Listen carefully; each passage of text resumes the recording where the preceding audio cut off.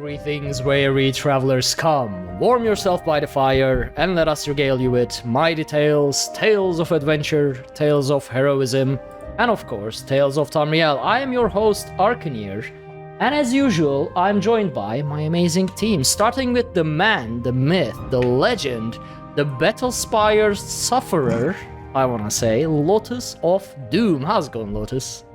Good, until you just brought that up. That was most unpleasant. Well, since enjoying Blackwood, and you gotta go bringing up all my Battlespire gameplay instead of that. That's nice. That's good. Well, I mean, you are going to regale us with your Battlespire tales nonetheless this week, I hope. Yeah, there's a lot of them. Great. You know what that means, folks? This will probably be a bit more vulgar episode as per Lotus and his Battlespire suffering tales, just so I you like know. how Battlespire itself, that section needs its own disclaimer, just because once I get talking about it, I'm like, so mad. Like, it always gets the line between like, this is funny, this is so awful, and then I'm like, I can't do this anymore. This is actually frustrating the hell out of me.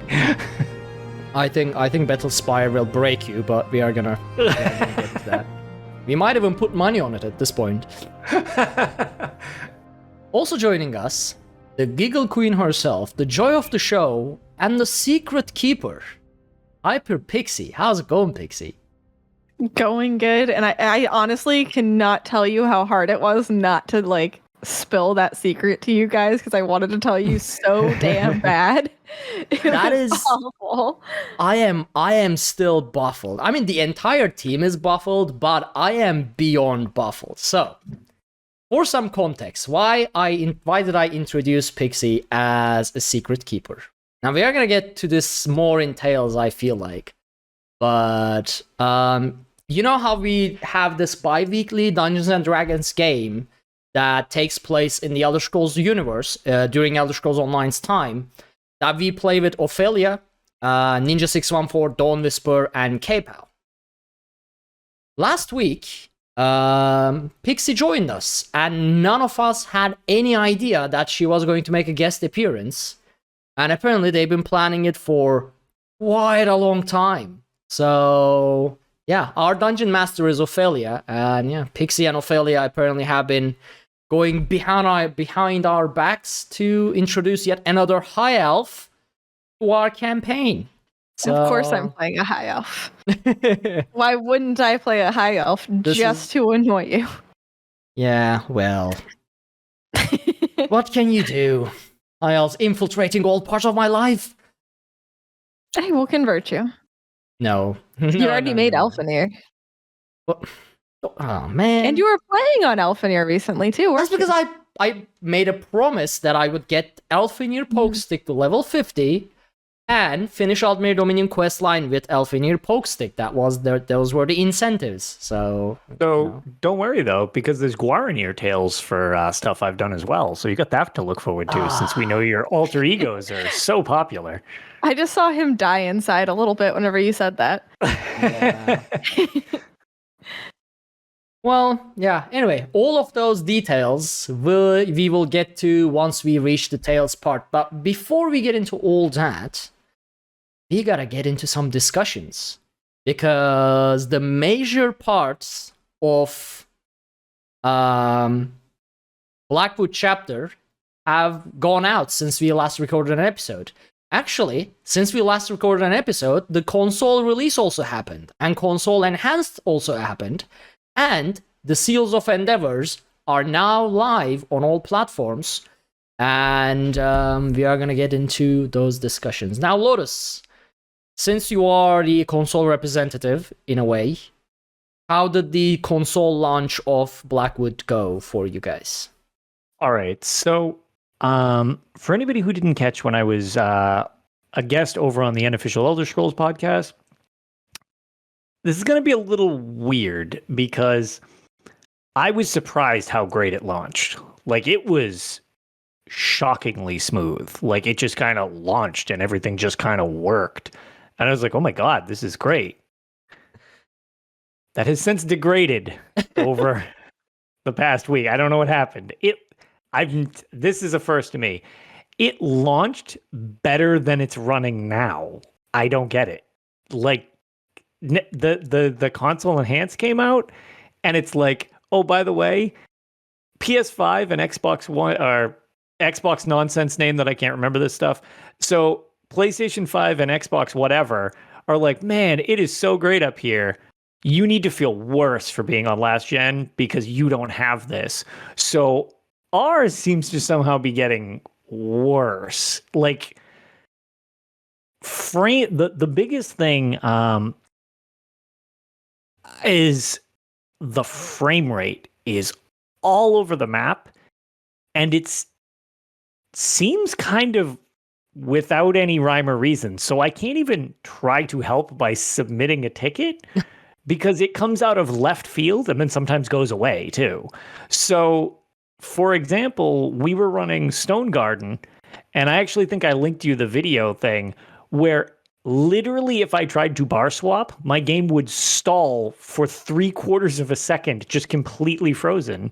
And then it would work again. And then it would do it. And it was every time I tried to bar swap. I was like, this isn't even metaphorically like, oh, unplayable. It was actually in that scenario, unplayable. So I logged out, I logged back in, totally worked again. It was completely fine. We get 6 more pulls in, it goes right back to it. I'm like, what is happening? Like, I don't understand. Then I've also run the new trial and had it go flawless from beginning to end. No issues with lag. It totally ran like I wanted. Like, if I died, it was because I did something stupid. No problem. Other times, I'm like, I'm pressing every button and my character is staring off into space like I have a brain bleed. Like, I'm just not doing anything. And then it's just like, thunk, you're dead. It's like, what is happening? So, like, when it works, it's actually been great. But every now and then, and it's really only a problem when you're doing something like difficult, like that you need to be really on point for. If it ever hits then, it's just like, good Lord. So overall, I would say that for the most part, it's been very good, especially at launch. I had no problems for the first maybe week, but since console enhanced has come out, things have gotten slightly less great. Did you guys have an update on last gen, like PlayStation 4, after console enhanced as well? Or was it just for PlayStation 5? I've got my thing set to auto update, so I actually don't know. Right. I didn't check the log. I'm not entirely sure. I don't believe so. I think it was just a maintenance patch, like regular scheduled maintenance, and I think it was just a patch if you got the new version, if I'm remembering that correctly. Right. But you don't have console enhanced like graphic improvements and stuff like that on PlayStation 4? No, it's just butts. Okay. Yeah. Yeah. It just looks like butts. So I don't know, as Ladylow in chat mentioned, it does sound like memory allocation issues. So whenever you flush memory or do a big memory operation, everything tends to stall. Just like how in your video it was just pausing for a second, like staggering for a second. So it does. I don't know what they do. But maybe they change their memory handling when you weapon bar swap or something. Who knows? But yeah, and I'm definitely not the only person that I know that's run into it. For the most part, though, it's been fine. I haven't been running as much like super difficult like prog stuff or whatever. But at the same time, it's just like when I have, it's like it went. I was just very, very impressed when it first launched. And then it was just kind of like, okay, good. Definitely took a step back. It's certainly not the end of the world, but yikes in some situations for sure. So SD just said stop, drop, and reallocate, and that is pretty much how it is. Yeah. Yeah. I don't know. They may have simply changed. Like, if they ran into memory issues at some point, like a memory leak. The fastest workaround for it is flushing the memory at certain places. And if they've decided to flush the memory when you bar swapped, for whatever reason, that may have been just stalling your game every time you weapon swap until you clear whatever the problem is, basically. So, but who knows? I mean, it's probably an easy issue to reproduce for them. Yeah, I would hope so, because it's so specific. Right. Hopefully it'll get fixed. But other than on the flip side, I have not managed to get one yet, because originally I had my fingers crossed for cross save, which surprise, that didn't happen.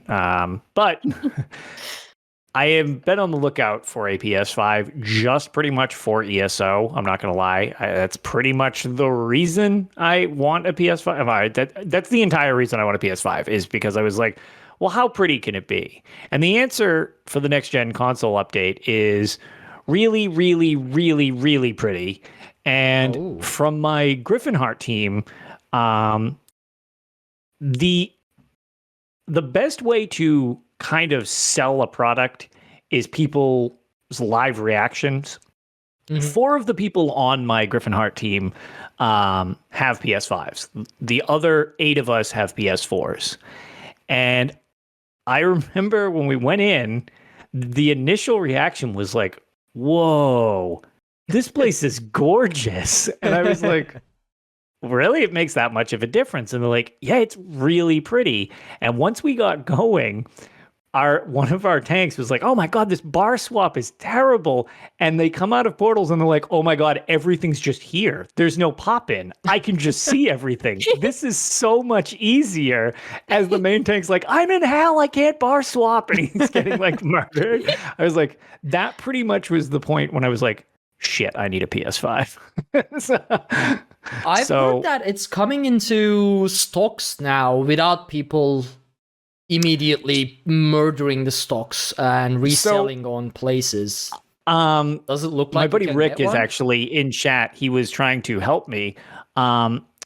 They had some go on sale, and literally before we could click the page to load, the bots took everything. Oh, wow, it's still happening? Yeah, Goodness no, me. It's worse than ever, it seems like, actually. They're what awful. About physical stores, like local stores? Do they not? I went to Best Buy and they literally laughed.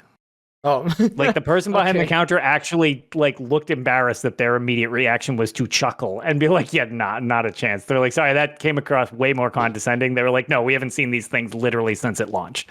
I was like, Wow, cool, okay. thanks. I was misinformed. Goodness. Yeah. So at least in New England, it seems like that is not the case. Right.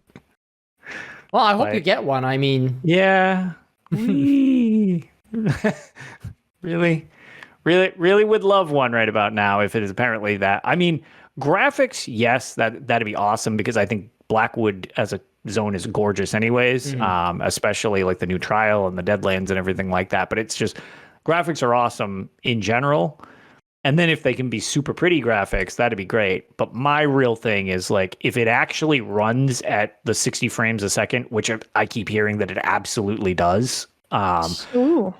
And everybody's like, there's just like the load times are great. And what people were saying in my trial, they were like, I have never once come out of Portal and known where everything is, which I don't know. This probably isn't a PC thing, but one of the jokes is if you're Portal tank, when you come out of Portal, the first thing you do is ask, is Mini in middle or is Mini on tail? Because you can't see it and you have to guess where to dodge roll. Because you can't see the spider, the spider won't spawn in either. So you have to just continually dodge roll to hope to avoid Baneful, but you dodge roll in the direction of the mini. That's a nightmare. Yeah, and it takes about 8 seconds and it'll spawn in and then everything's fine again. When the reaction is, oh my God, I can see everything, I'm like, oh, that's a game changer right there. I want to see everything as well. But yeah, I'd love to see my enemies how are before you they guys beat the crap out of me. even clear stuff on place? I don't understand. I mean, we have all the add-ons, we have add-ons that tell us, when to dodge without even seeing anything. You could put a sound alert on that add-on and play the game your eyes closed. And then you guys don't even get to see what you are supposed to dodge. Like even the mob is not there. That's like the Look, exact opposite of the spectrum. we're Oh my we're God. sick people here. I don't miss playing on console. I never experienced it, so I don't know. I have no Yeah, clue. it's rough. See, I didn't because I wasn't doing like super in-game content back on console. I didn't notice the performance as much until I switched to PC, and then like a month later, some friends are like, "Hey, do you want to come run this dungeon with us one last time?" And I was like, "Yeah, I can give you guys all my gold and stuff anyway, because I'm not going to use this account anymore." I log in and just face the loading screen of Doom, and then realize that 30 FPS really sucks. And also the graphics looked horrible compared to my PC. I'm like, how did I play this? What was I doing? Like, how did I do this? And no add-ons. And yeah, and I mean sometimes you get a good instance where most of the stuff is fine, like it's not that, but it's like, man, when you get a bad instance, it's just like everything's on fire, including us. Like, I mean, to be fair, like even on a good instance, like the load times are still way worse. oh and yeah, the the load game doesn't yeah. look as good. And when I play anything on PC, like when we ran Sunspire Pixie, when you just had me like jump in on that run, I mean, we were basically through the first ad pull, and that would have just loaded me in on the PS4. exactly. Exactly. Yeah. Like the load times are insane. And like I have this thing on a solid state. So people I whenever I first switched especially, I heard people on PC complain about long load times. It's like, what are you talking about? Whenever I was on PS4, this may be an unusually long load time popped up every single load screen. So, Yes. does it still It's do definitely a console joke that it's actually would be easier to just have this is an unusually short load screen on the every now and then that you don't have a long load screen. Yeah. So console launch went well then, but after console enhanced, things kind of went wonky. How is it now on console? Is it still having issues, at least on PlayStation 4 side of things? So like tonight, for example, like when I ran Rockgrove, 70% of the trial was fine. It was working as I expected and everything like that. And it was funny. It wasn't the boss fights, which is a huge plus, but the couple of the ad pulls, when I would switch bars, I'm like, I'm going to die. Like, heads up, my game is frozen because I just flipped bars. And I came back and I'm laying in a puddle. And I'm just like, yep, there it is. Like, figured that was going to happen because I couldn't actually hold up the block. So, like, I guess probably what it is, back to what I said, it's the fact that it jumps in and out of being, it's not even consistently bad. It's inconsistently bad, which makes it hard because you can't even adjust at that point.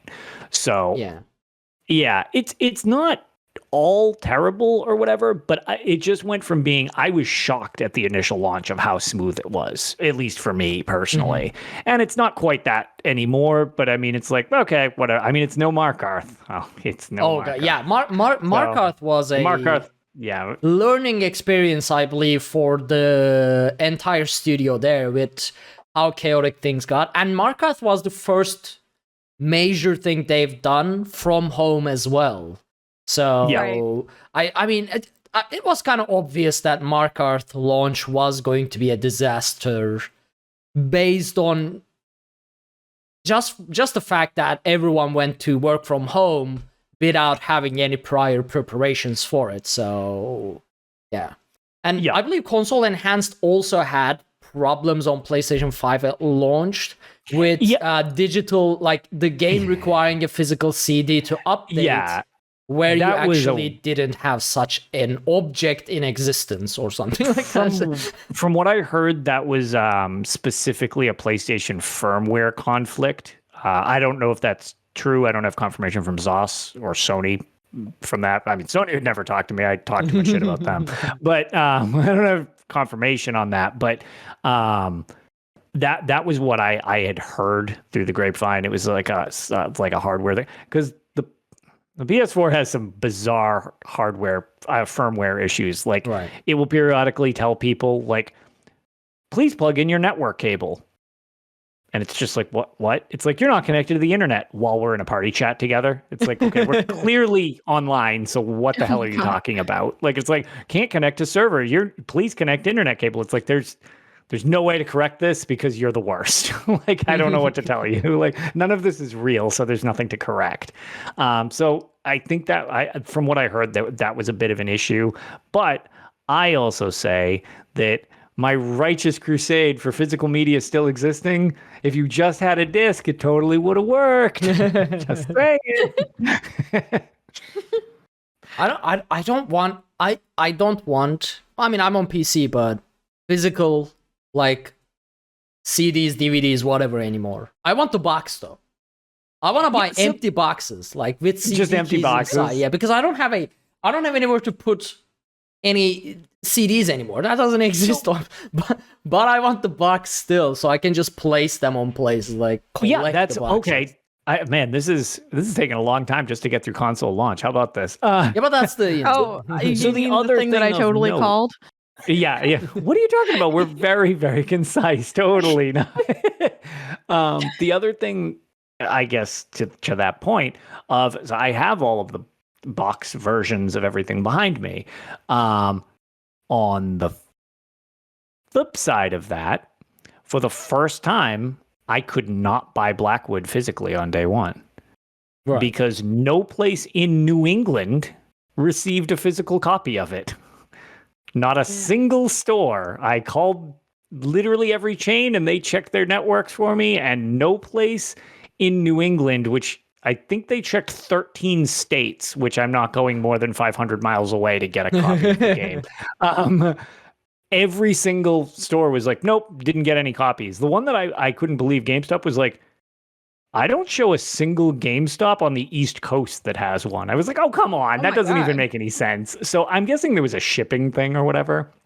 But I had to buy a digital. Or, I don't know, maybe it's just like they don't... Well, I mean, then again, on console, I guess physical copies do still sell a lot. Right. And like I know somebody...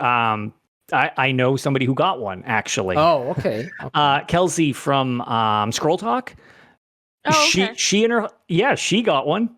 So I know they exist. You can buy them on Amazon. So what I'm going to do is just order one. But like going to a store or whatever and not pre-ordering something, like not pre-ordering one of them. Yeah, just a big old rip for me on that one. So provided it's just a code in there, it's...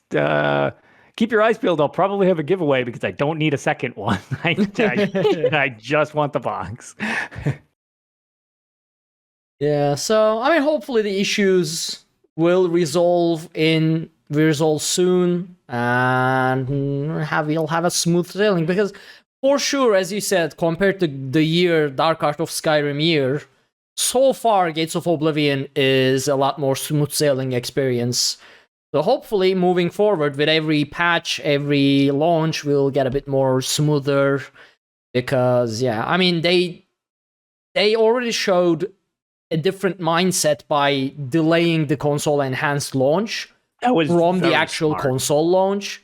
So there's sort of a mindset shift there, and they are approaching releases a bit more differently now. So hopefully that'll be better. Mm-hmm. So the other major topic that we got is, along with the new Crown Crate season, which is the Iron Atronach Crown Crates, we got the Seals of Endeavor, which are basically the system that we talked before, allowing us to earn a new currency in the game by doing in-game activities, which are called seals, and using those seals to buy items from Crown Crates, much like the gem store. Not much like exactly like the gem store, using crown gems, but instead Seals of Endeavor. And it has been a controversy so far because of their potential pricing, basically seal to gem ratio. Now, the missions we have in Seals of Endeavor are much like what we have seen during the PTS or preview of Blackwood chapter. They are very easy things, right? They complete without you even checking them. So some of them are like craft 4 blacksmithing skill line items, sell 15 items to merchants, complete a battleground, kill 1 player in Cyrodiil, steal whatever items, kill 2 world bosses, loot 2 treasure chests, so on and so forth. So basically all the things that you do anyway while playing the game. And you can only complete 3 of these per day from an available 5 quest pool. So you can pick and choose which ones you want to do as well. If you don't do PvP, you can just skip the PvP ones, do the other ones. And you get a, what's his name? You get a seal of endeavor for each, well, you get a certain amount of seals of endeavor for each task that you complete. And you can purchase items from the crown crates by using.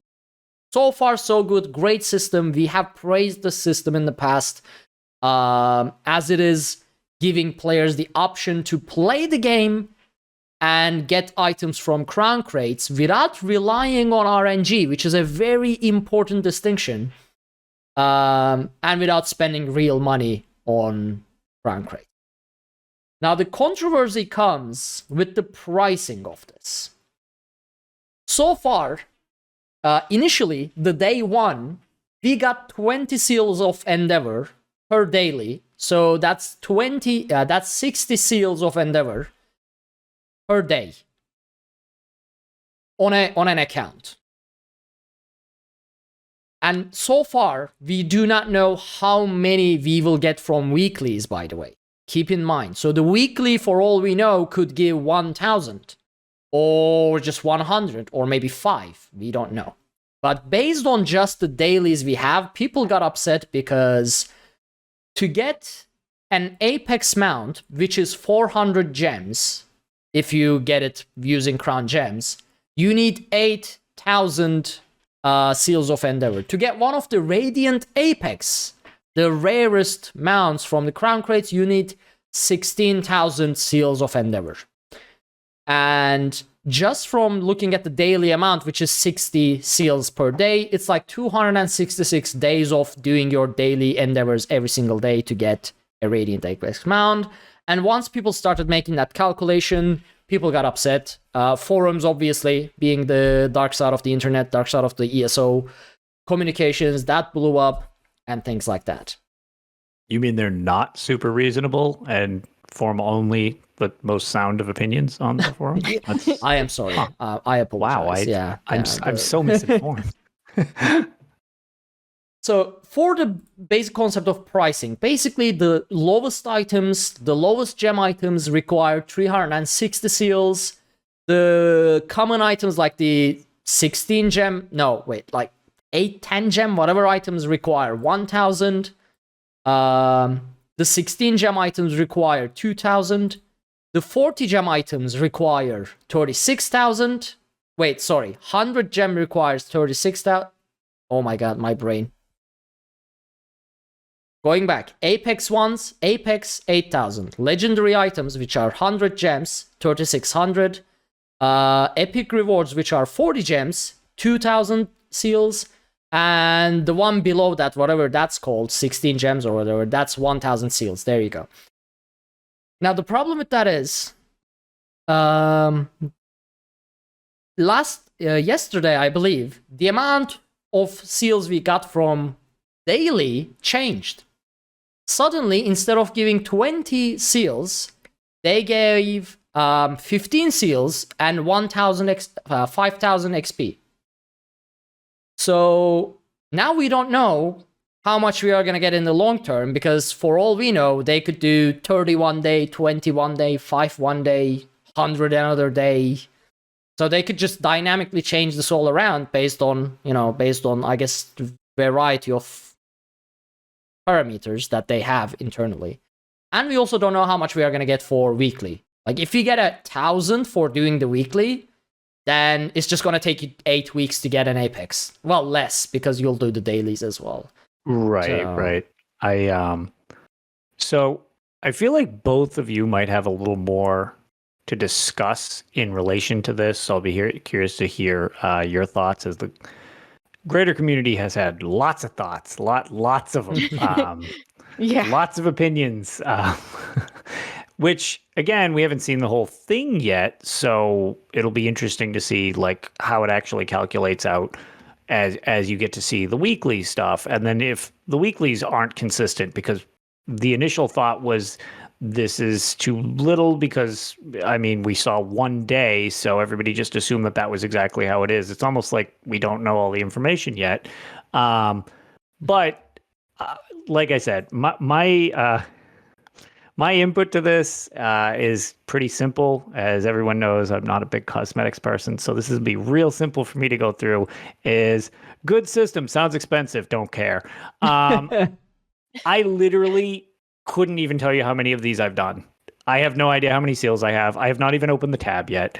You probably done all of them, honestly. Yeah, they sound pretty straightforward. So it sounds like you're just building stuff up by playing the game, which in my opinion sounds like you will just eventually build up towards something. This is, as far as I know, this is not a system you focus on or you're going to drive yourself insane. Just let yourself build these things up in the background passively, and you'll be able to buy something that you want. How many, what are the Apex, Radiant, Omicron, Apex, so whatever? For the gem price is 1,600 and 2,500, depending on the Radiant Apex. And the seal price is 16,000. Okay, so that definitely sounds expensive, and like that's, you know, shy of a year sans the rest of the data that we don't have yet. But just literally lowest common denominator, or saying like I'm just not going to work toward getting the weekly things or whatever. How many Radiant Apexes do you need each year? You can only ride one mount at a time. What do you need 40 of them for? Like, just wait for one you like and just buy. The crown crates come back. Like, has there ever been a crown crate season that is not returned? No, but at the same time, I didn't confirm this, but I believe Bob Chichinski from Red Diamond Courier podcast. Yeah. I think I was talking with him, and I believe he mentioned that Seals of Endeavor will not be available for returning crown crates. So they will only be available for the active season. So Right, but what if the active season is like the Storm Atronach crates? You're gonna said need to exactly forgive me that, and then he said, "Was there ever a returning crate? Like, did a returning crate ever had its own season?" And I don't think it did. They are always overlapping with an actual active season, and they just come on top of it as a separate type thing. This is so good. Look, I know this is part of the game that I don't really interact with, but you know what sounds easier than trying to figure all this crap out so that I have a pretty pony? Doing a vet trial or something. Like, that to me sounds less painful than the amount of effort put into analyzing these cosmetics. I resign from much more of an opinion other than, cool, you can earn stuff in game. Neat. That's all I got. I mean, honestly, my opinion on it is the same as Madigan's. Ultimately, no matter how many seals we're getting or how long it takes to get a mount or Radiant Apex or whatever, it's still something that was added to the game that lets us earn something without spending any money that we haven't been able to do the last 7 years. So, and they're easy. It's not like we're grinding for hours against a vet hard mode for like 20 seals or something. Like, you just literally play the game and you get them. So it's like basically just kind of a loyalty rewards type of deal is the way I'm kind of looking at it. And so even if you get like one Radiant Apex a year, it's still one more than I would have gotten before. So I don't have an issue with the system at all. I think it's a great system. Would it be cool if we earned things faster? Sure, but we're still earning things now. They do still need to be able to sell the crown crates for money so that way they can keep the servers running, because of the way the ESO payment model is, how the game is buy to play and the sub is optional. So I really don't have a problem with it taking a long time to earn something in game like this, because at least we have the option of doing it now. Mm-hmm. Exactly. And I mean, yeah, crown crates are probably one of the main money makers in Elder Scrolls, especially the Apexes and I mean, I know people drop like $200-$300 to get just one of the Radiant Apex mounts because they are super rare. But then again, for me, I mean, I agree that like I don't really care that much about the pricing, but I think there is a balance between the economics of it and the goodwill, like towards the player when you are bringing in a system like this. I feel like it is safe to assume the reason we got the system is because Microsoft policy of everything, every loot box or whatever, should be somehow available in the game. They have a right. I mean, they have a written policy put in. about this. Right. Now, the bad example for this is what we see in a lot of Asian MMORPGs, where things are available in the game, but it's like you might as well not even try it unless you are willing to spend your entire life on it, just trying to get something. It's like, yeah, this is available in the game, this is not pay to win, whatever, or this is even for cosmetics, but it's not available in the game, you know? Now, that's the bad example of it. And then a good example of it is pricing everything in a ratio that you can still maintain your income from the said whatever you are selling, in this case crown crates, and also maintaining a goodwill of players by allowing it to be earned at a decent rate, that it's like players don't go, I mean, yeah, it's available in the game, but I have to grind for a year for it. So I think a balance is important, and if it was just the daily reward of 20 that we maxed out at 60 per day, I would have been against the whole thing, against the whole pricing, because I feel like even if it's something you can get in the game, 260 something, like almost 2/3 of a year, should not be a grind that you like, should not be something that you work towards getting for amount, in my opinion. And that's also because Elder Scrolls Online keeps everything in the Crown Store for a limited time.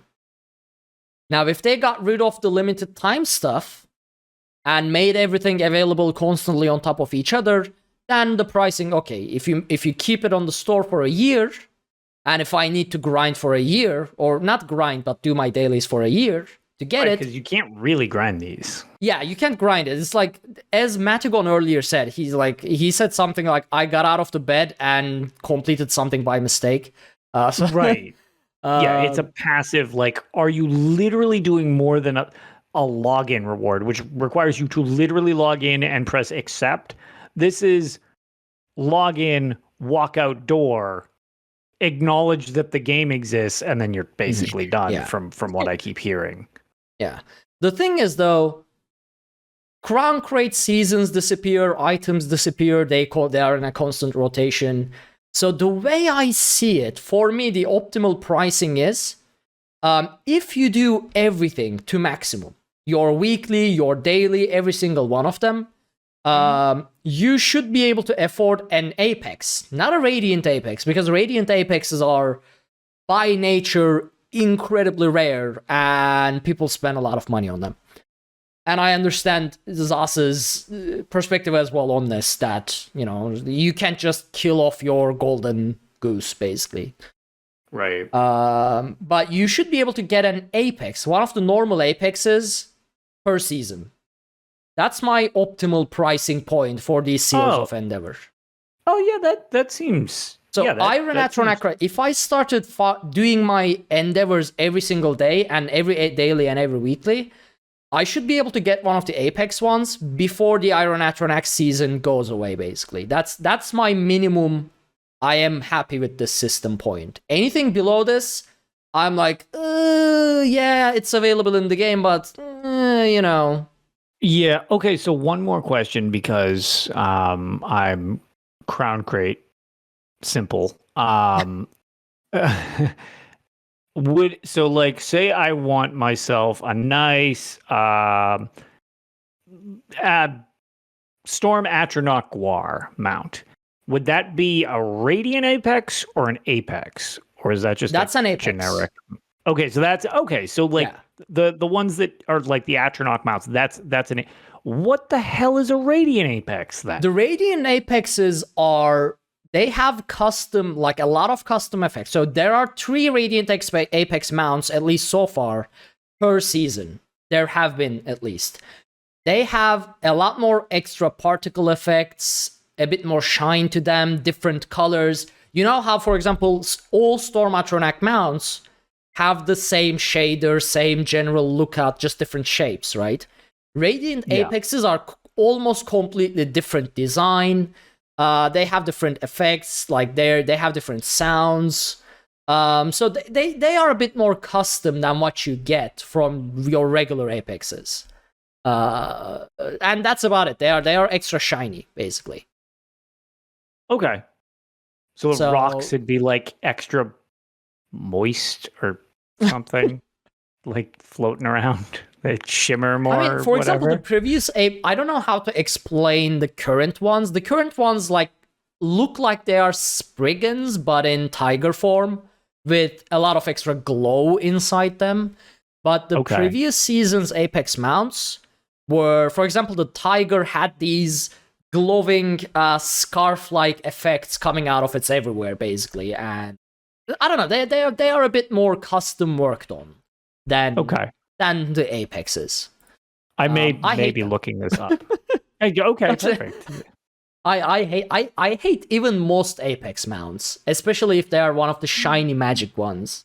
Now the dragon scale ones, A-Lade ones, what else? The frost color or something. Those were really nice, but yeah, the Atronach ones and whatnot, I don't like. I hate them. So yeah, that's the seals of Endeavor, basically. What about you, Pixie? What is your... are you just okay with it regardless of the pricing? I mean, it would be really cool if I could get an Apex mount every season. But honestly, even if it's every other season, then I just pick and choose when I spend my seals, kind of like I do my crown gems. So like I could have bought an Apex mount last season, but I didn't because I wanted to see what this season was going to have. And I held on to the crown gems, and so now I'm sitting at almost 700. Once I hit 700, I'm going to buy the cool mount that you don't like, the Magic-y Cinch one, because I think it's awesome. So honestly, like I said, it's a new thing they added that doesn't take anything away from the game. It's really easy to do. So I'm just cool with whatever they want to do. They can clearly adjust the pricing, since apparently yesterday it was 15. So it's probably something they're still trying to find a good balance with. Honestly, I'm just okay for it. I'm really glad they added it. I think it's really nice to have. And I know I'm going to be doing endeavors as much as possible. I did crash hard after playing Dark Souls yesterday, so I missed yesterday's. But I rage quit from my entire PC after that. But I'm planning to do them as frequently as I possibly can because I want to earn them. And I think also we'll see how much we'll get with the weeklies, so it'll be a little bit easier to earn these things. Right. I'm not too worried about it. I know people are like in a tizzy about it, but I'm not stressed out about it. I think it's a great system, and I'm glad they added it, really. I mean, for me, I always have enough gems to buy what I want, because I don't like the Apex ones, as I said, and the only things I buy are the mementos and the emotes and the occasional like furniture or costume pieces. So, but I'm approaching it from a completely principle-based perspective, like as a consumer and producer relation principle thingy. It's just a topic I am feeling close to. And I'm nitpicking this, but I mean, as a game developer, I have done worse things. As an employer, I mean. So this is, in the grand scheme of things, endeavors are super good. But if you nitpick it, yeah, I have some expectations out of it, basically. Right. No, I totally get that. So, all right. Yeah. One last thing. Yeah. Because I'm looking at these things on another screen right now, trying as I'm being mocked in chat for they found my weakness in ESO knowledge, which is literally any type of fashion and mounts. Because I am like You nasty gobsmacked glass trying to armor understand default what is color. happening right now.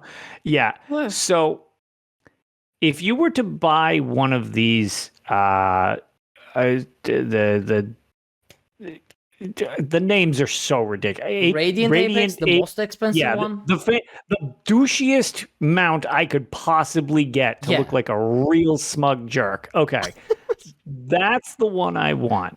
Yeah. If I were to buy crown crates and I suck at RNG, how many of these would I need to purchase in order to get like one of these things ballpark? If I remember correctly, money-wise, the Radiant Apexes have a chance of dropping at like 0.2% chance. Lovely. So that's about, assuming there's 3 of them, that's about 0.6. Let's just call it 1%. So you'll need about 100 at least. Okay. So you'll need, hold on. So if you need 100 of them, you can get 15 packs. And so you need like 7 packs. Packs. So 0.2, 1 out of 500. If I remember correctly, I would have to Google it, but this is fine. Just a ballpark thing is all I'm looking for. So I'm trying to just convert what the value of this is for these things that. From what I remember, it's 0.2% chance per crate. And there's 3 of them, so that's, you could assume 0.6, because if you're okay with getting either one of the Radiant Apexes, ballpark it to 1%. I'm not being particular. Yeah. So if it's 1%, statistically, you would need 100 crates, 15 pack a crate, so you need about 6 to 7 packs of 15 crates, so that's about 10,000 crowns, which can, I don't know. How much is a crown? I don't know. Crown prices. Crown's like a penny or whatever for the US. Well, that's I guess that's like $100 or something. But I know, for example, from people in community, they have been there are people who have spent upwards of $300 before they managed to get one Radiant Apex. Okay. So yeah, but so there is. There is the official not official statistics, but there are official statistics. If you log into the game, go into the help section by, I believe, F1 or F2 on PC at least, and type crown chance something like that in the search box, by law they have to announce the loot box item drop rates. So you can check this for sure. This is the number. These are the numbers I remember, but you can actually access this drop rate information in the game and basically do the math, because how it works is if you are unlucky enough, you may never get it. But yes, that's why I hate RNG. Yeah, but statistically, those numbers will hold with a small margin of error. Community actually tested this at some point. There was I believe, an add-on that uploaded your crown crate data to the add-on. So it collected all this data, and from like hundreds of players, hundreds and thousands of crates, compiled its own drop rates information. And it is almost exactly the same as the official drop rate information. So that's how the math works, basically. So it's reliable. But again, if you are unlucky enough, it is highly improbable, but you may never get it. It's possible. Okay. This is definitely melting my brain, so I'm happy with just what information I've been given, and assume that I still have no idea what's happening, and I will never acknowledge that these you things need at least exist. $100 to get a Radiant Apex mount with drops if you are okay-ish with your RNG. So, I mean, I don't mean this to sound condescending because all of this is a lot of money just in general, all around. But, and Matty Gon says $400 versus a year of waiting type of deal, like based on like, so when everybody lost their minds over, now don't get me wrong, this was expensive too, but everybody lost their minds over like the ESO chair. At least that's a real chair. I don't want to ruin anybody's experience, but these aren't even real. Like, this is just like a thing in game. I can't even touch the radiant rock that's extra glowy. Like, I can't, it doesn't help me in game. It just makes me walk around the exact same as the other thing. The chair that is expensive and everybody had to fit over, that's at least a chair. I can sit in that. Like, I cannot wrap my head around the crazy advanced rarity scale when it seems like, unless I'm missing something, which is a distinct possibility, a lot of the, I mean, there's some of these, like Pixie mentioned, like, I really like what this one looks like or whatever. That's cool. Like, I understand that, like, trying to get, do people actually like what these look like, or are they just trying to get them just because they're rare? I believe you have different people. So some people, they, for example, Agelos is a completionist. He needs to collect every collectible in the game. And one of the reasons he sort of dropped off of ESO back in when Crown Store sort of first came out is he can't collect all of those things because they rely on spending a heck ton of money. Yeah. So some people just want to collect every available collectible. Some people just like it because they are cool. Some people like it because they are super rare. And some people, it's the fear of missing out. And that's the whole point of limited edition what's a sales. crown crate? Yeah, I mean, it's, okay. Yeah, that's the whole psychology behind having limited time sales is human brain is stupid. Okay, we are dumb. That's very correct. We're very talented and also very dumb simultaneously. Yeah. So this is gonna go away in 5 days. Your brain just goes, "Ah, man, I'm not gonna have. If I don't get it now, I'm like people will have it, and I won't have it. You know, it's like it's gonna go away in 5 days." So that's how you sell like extra crowns, or that's how you sell something that someone might not have bought. Because if you sleep on it, you might wake up like, you know what, I don't actually need that house. But if the house is disappearing in 6 hours, you might be like, and do an impulse buy, basically. So, woof. Yeah. I implore you, community, if you're never going to look at the thing because all you did was get it for the sake of having it, but then you never even remember it's there, maybe try to remind yourself you don't need it, because holy crap, this is making my brain hurt. Like, trying to understand the reason to get some of these, I guess. Like, yikes. But yeah, too late though. The community have voted on this by actually already buying a lot of this. That's why, I guess that's my problem. That's the thing. It's hard for me to really think this is a bad system since everybody can't hit the screen with their wallets hard enough. So, like, if it's always the best-selling thing, why would they change it? I mean, exactly. You don't like the whole. I mean, I'm very much into, like, if you're an adult, you have every right to gamble. That's fine. This is an M-rated game or whatever. I really have an issue when it goes to like other predatory things like EA's done with like kids games. It's like, okay, well, that's not good. Don't do that to kid. Like that's very different. But in this, it's like, it's an M-rated game. I mean, I guess, but like, yikes, this is a quagmire I don't think I'll ever be going back to. So I've learned a lot. Yeah, that's yikes. Yeah, monetization psychology. It's a thing. Yeah. And it works. And again, as you said, like, this is an M-rated game. If someone wants to spend their money whatever, Right, however they not- want, it's okay. It's just that, as I said, yeah. I am principally against it. Yeah, well, On the because other hand, if it's a this is predatory what's model. funding the game, then keep on buying, folks. I mean, more money to you. well, I might have and- bought 15 today. see, and yeah, I this saw is you my opening thing. crates. Yeah, I don't have a get me problem. wrong. I have a problem. So this is my thing. Like, I don't very much to the thing of I don't want to tell other people how to play their game. Like, that's whatever. As long as you're not literally cheating or harassing somebody, you do you. Like, I'm very much like whatever. But like, it's awkward to see, I guess, this much blowback as if this is just one free alternative to it.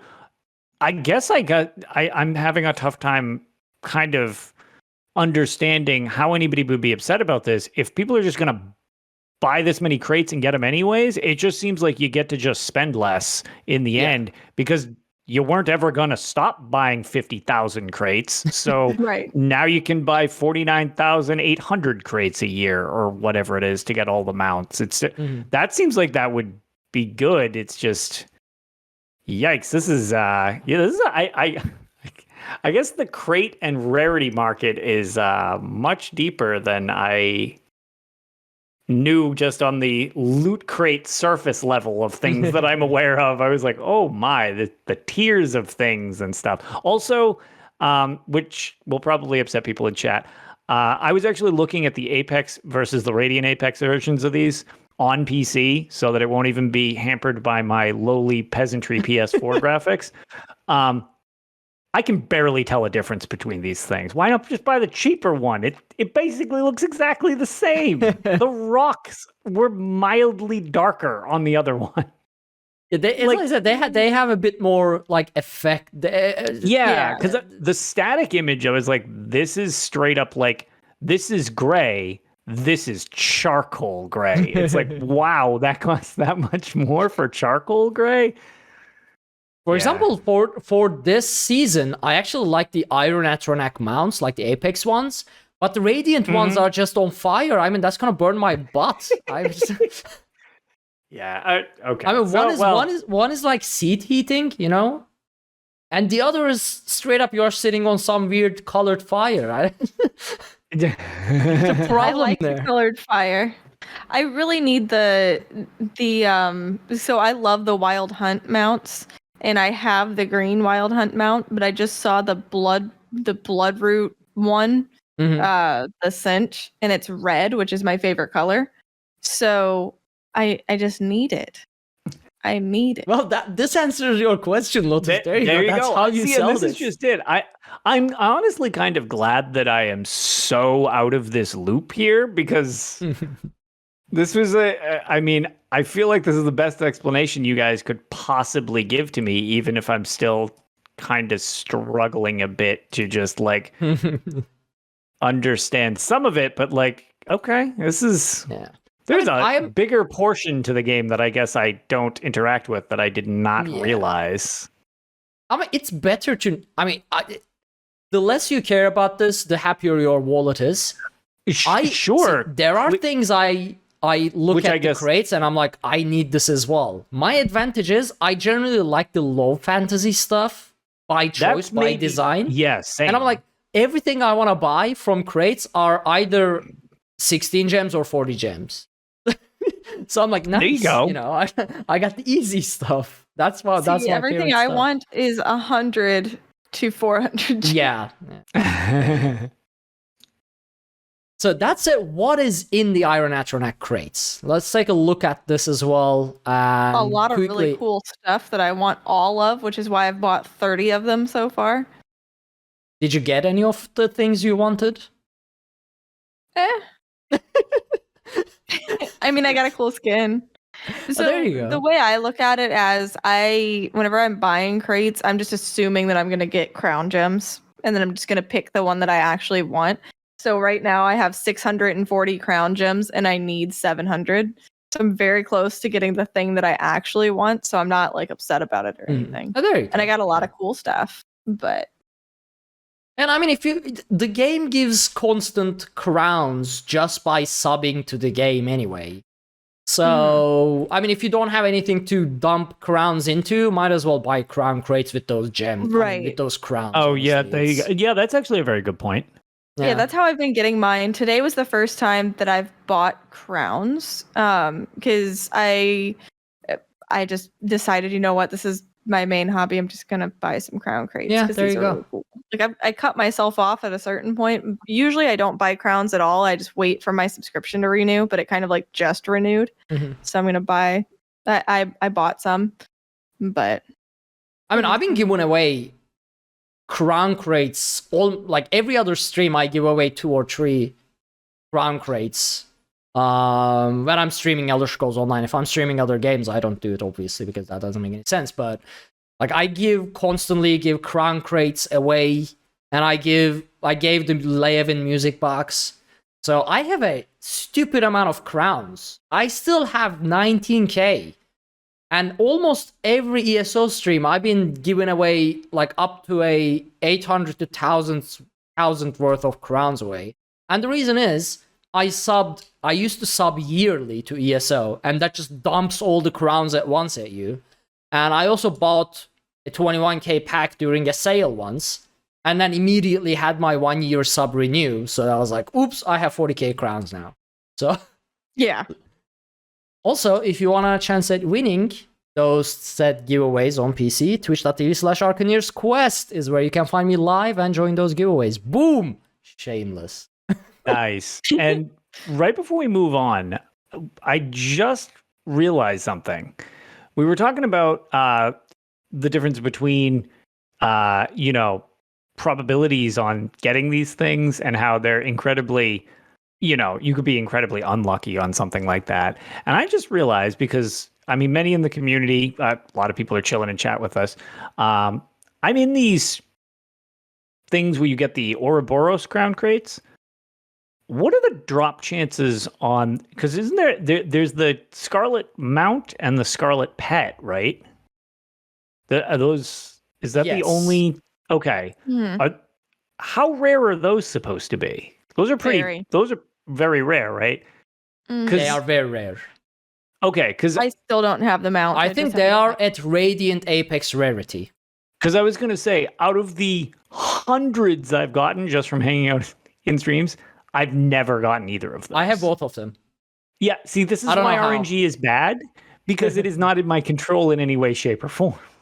This is also why I can't run a proper Worm's Raiment set, because in, I don't know, however many runs of Vaults of Madness I've run, I've never gotten a one-handed weapon, nor has anyone in any group that I've ever run with. That's not anything I can do better. So, like, I guess when it comes to a percentage chance, maybe that's why I tune out. When it's like, it's not something I can work to improve on, I give up. I'm like, well, then I can't do anything about it. I check out. Yeah. I guess maybe it's like an ultra defeatist, incredibly quickly attitude where I'm like, oh, this isn't in my control directly. I guess I need to give up. That's the problem with RNG, and that's one thing Endeavors have as advantage over crown crates, because even getting crown gems is RNG reliant. Right, because there's different prices on what you get if you get duplicates, and whether you can break stuff down. And stuff like that. So the highest you can get, so basically, I think the highest gem you can get, gem return, is 40 on the rarest duplicate things. Okay. So the way it works is, to get gems, you either have to get consumables to break down, which are really don't worth too much. Your other option is getting duplicates. Now, if you are unlucky enough, let's say you want to get a Radiant Apex, right? You either have to get the drops, or you either have to get the drops, or you need gems. You could be so unlucky that you could get everything else but your Radiant Apex mount for a very long time, resulting in 0 gems and no Radiant Apex mount. Yeah. Oof. That's a possible, highly improbable, but possible. Yes. And but SD that's- just said Twitch drops are 132 gems when duplicate. So Okay. there you go. So they must be very, very rare. Then again, Jen said she's seen them around a lot. But I think that's because people have like even people who don't buy crates get Ouroboros crown crates by just lurking around. Me, and like, the amount of me, crates opened with Ouroboros crown crates is just much more than the other crates, maybe. But that's just the theory. Anyway, well, either way, I was going to say, sorry for kind of dragging that out and being it is what it is. wildly It was a good ignorant discussion, on pretty much this entire thing. Like, other than the concept of loot crates, I pretty clueless on all of this, and I didn't actually not even realize how many tiers of this crap there were. So I was just like, wow, this is a lot more involved than I think I realized just from a loot box standard.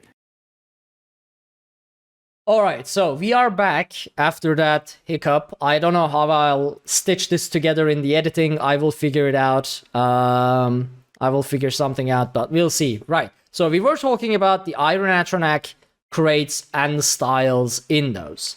Now, the Iron Atronach mounts, as I mentioned, they have lava inside. They're pretty nice. But the Iron Atronach weapons, they have lava dripping off of them. And the Iron Atronach shield sort of has this lava core, and it is dripping fire and lava, and it's actually a pretty neat shield. It is a bit small for my taste. I like a more height or tower shield grade shields, but it is a pretty neat style. Now my favorite thing from these crates are the Knight Aspirant armor style. Again, these are very low fantasy, very nice looking chainmail / some plate, leather combination armor, and they are gorgeous. The texture on these things are fantastic, and they are only 16 gem per piece. So they are not super expensive either. Which means they are also just 1,000 seals per piece as well, so they are not difficult to get. So I really, really like this armor style as well. Then we have the super shiny Radiant Apex mounts. I'm going to skip those. We have some, again, lava type Nyx ped, which is like that fairy type. I love those. They are very neat. Yeah, they are very neat. And this one is actually very nice. It has wings of sort of flame, and yeah, that's a very, very neat design. And a whole bunch of other smaller items, like obviously, skins and things like that. So that was the Iron Atronach rates. Man, I lost my flow with that issue right there. But what is Tales of Tamriel without some technical difficulties? Yeah, exactly. Weird stuff happening. The show has to be sabotaged at some point. So it's true. We are at that point. Yeah. Anyway, that brings us to the tales. Unless you guys have something you want to discuss. There's a very important news bit you missed. Yeah. Mid-Year Mayhem starts on Thursday, June 24th. Yes. Very good point. Yay, I was even streaming today before the show, preparing for Mid-Year Mayhem because it starts on 24th. So next week, folks, our favorite event returns, the PvP event. And, double AP, a heck ton of crates, boxes, reward boxes, PvE people getting murdered in Cyrodiil, all those good stuff. Yep. Just around the corner. And is this going to be the first Mid-Year Mayhem event since proc sets are disabled in Cyrodiil? Well, they're back now. Wait, what? Proc sets are back. Really? Yeah. Oh man, I'm glad I didn't spend today coming up with a Cyrodiil build. I just did a Battleground build, and I was even talking like, oh man, I did this Battleground build, but now I'll have to do another build for Cyrodiil because proc sets are disabled. They've been adjusted what they scale off of, but they're back. Is that why all my builds are borked now? Because everything scales off of my weapon and spell damage? Yes, it's gonna be so things like Battalion Defender would, I believe, scale off your max health, whereas something, for damage would scale off either stamina base, you'd have, your weapon power, or magicka would be your spell power. So yeah, you might want to look into the finer details of that. But yeah, but I just didn't realize that was related to the scaling change. I thought that was just a general change. Right. Because all my builds, I'm just gonna jump into my tails, I guess. But so I've basically jumped back into some PvP last night because of Meteor Mayhem. And I realized, I looked at my sets like Harbinger and Crimson, and I was like, wait, these deal barely half the damage they used to deal. Now they're useless. Let's trash these. But the good thing is, I just made a new build called the Smacker. Remember the Smacker, which was relying on Unleash Terror, Curse of Doilemish, and Selene's monster set. Very situational build, not at all meta, not at all an OP build. I looked at it. It doesn't deal any damage anymore. I was like, who nerfs this? Who nerfs Curse of Doilemish? The set barely is a tier 2 set. So I was like, okay, I was upset because all of my PvP builds are borked. And then I realized all the sets have changed and scale off of weapon and spell damage. Which, if you are running a DP, like, to balance DPS builds, it's fine. But for people like me who like to run off-meta tankier builds that are still somewhat useful, it just, until I figure something out, it killed my entire PvP playstyle.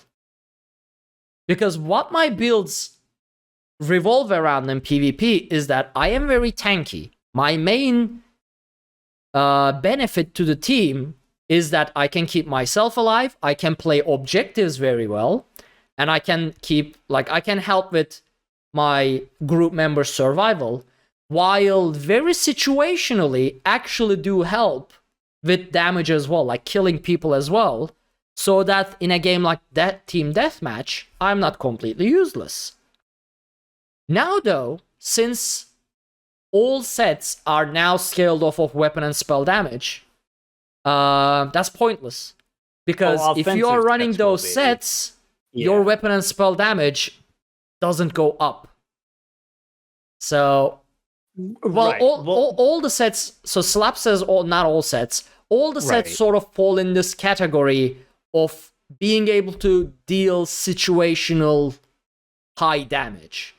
Well, you'll want to just find which ones are specifically based off HP. Mm-hmm. And there are some of them. I actually don't know which one's off the top of my head. But yeah, to Slaps' point, most likely all the things you were using are now no longer designed around your style of play. Yeah. You'll need to find what is health based, and it's like, oh, I can use this or this and try to do that, or a slight bit of mix and match. So you might have a bit of an uphill battle to figure out exactly the best way to be. The thing is, some of these sets are completely irrelevant now. That's the thing. That's what I don't like. Curse of Doilemish. Curse of Doilemish drops from Scale Color Peak. It's a heavy armor set. What it used to do back in the day is that when someone is stunned, immobilized, feared, whatever, basically crowd controlled, if you manage to land in a fully charged heavy attack, it used to deal something like 17k damage every 4 seconds. It already was nerfed to 12k damage. Now it deals something like, based off of 3 to 4k weapon damage, it deals something like 7k or something like that. So, Curse of Doilemish was already a useless, almost useless set. And now it's absolutely pointless to run Curse of Doilemish. Now, Crimson was powerful. Yes. Crimson was powerful. Crimson sort of did deserve getting a bit nerf. Tears of Harbinger wasn't a powerful set at all. It was an annoying set that was super easily counterable by simply not attacking the person who is running Tears of Harbinger and rendering them pointless. But now it's absolutely useless because it only deals at my maximum health capacity, which was some like 48k health, it dealt 1.8k damage. Susceptible to resistances as well. So pointless. Unleash Terror, honestly, after your build with Unleash Terror, Lotus, that deserved a nerf. No, everyone in chat needs to also stop mentioning that needs a nerf. Everything was fine. It was totally balanced, and there will be no further questions or Tails will end. Are you the one who borked the stream? Everybody kept calling you a noob, so you just turned it off. What it was is I got everybody fine with me being like, oh, we'll just show them what crown crates are. And then people start talking bad about Crimson and Unleash with Baylorgs as a set. And suddenly I don't like streaming anymore. It's not fun. My set was very reasonable. Yeah. So yeah, some of the sets became even lower tier now, I guess, from what they were. Now, I don't know the meta sets, because, again, I legit do not like meta builds. I try to go off the box, like outside the box, and try to come up with weird stuff. But that became, as you said, that became more of an uphill battle now with this change. But it is what it is. I already came up with a build that actually performs my previous two builds by using the very old classic Clever Alchemist. The game freaking made me return to Clever Alchemist. And I am upset. I did not want to return to Clever Alchemist. But holy heck, that set doesn't get old for if you don't plan on sustained damage. Like if you just want to do burst damage, it's been viable back in 2015. It's been viable ever since, and it works again. So now I'm using Clever Alchemist again with some mix and match. And yeah, so far so good. It's been working okay-ish in Battlegrounds as I played before the show here. I don't know how it'll perform in Cyrodiil. I will test with champion points and I will test without champion points in Cyrodiil, see how those play out. And right now I have it matched with Powerful Assault, actually. So I have Powerful Assault, Clever Alchemist, and I have not yet decided on what monster set to use. But basically what I'm doing is I'm maxing out on weapon damage. Flawless Dawnbreaker, Powerful Assault, Clever Alchemist, I go up to like 6,000 weapon damage. And then everything hits a lot. And if Celine's Web also scales off of weapon damage, so at 6,000 at maximum, that also deals a lot of damage. So far that's what I'm going off of in general, really. So yeah. What else have I been doing? I've been leveling companions. That's what I've been doing. My main playstyle so far have been, since we completed Stone Garden hard mode, is just companions. I got Bastion to level 13, Miri to level 11, got a whole bunch of blue gear on them, unlocked their skills, and just been doing Blackwood stuff. Haven't touched the story at all, but I've been doing dailies, like the Delve and Monster daily, and then going to pretty much either Black Rose Prison on normal, or Zenith's Abbey public dungeon, which is a fantastic public dungeon. I don't get bored of it. I love it. Visually, such a stunning public dungeon. It's so beautiful. Cool. Yes, I love it so much. Yeah, it's just gorgeous. And so that's what I've been doing, leveling those up. I realized that after level 10, the companions get so difficult to level. They suddenly require so much. And because I can deal shit damage, I can't kill things fast enough, like in Black Rose Prison, to like max out my grinding. Now, what we've been doing on a more complex level is we just had a couple runs But we started our work on Black Rose Prison Veteran Hard Mode, and Lotus, you were right. I keep pressing that stupid synergy.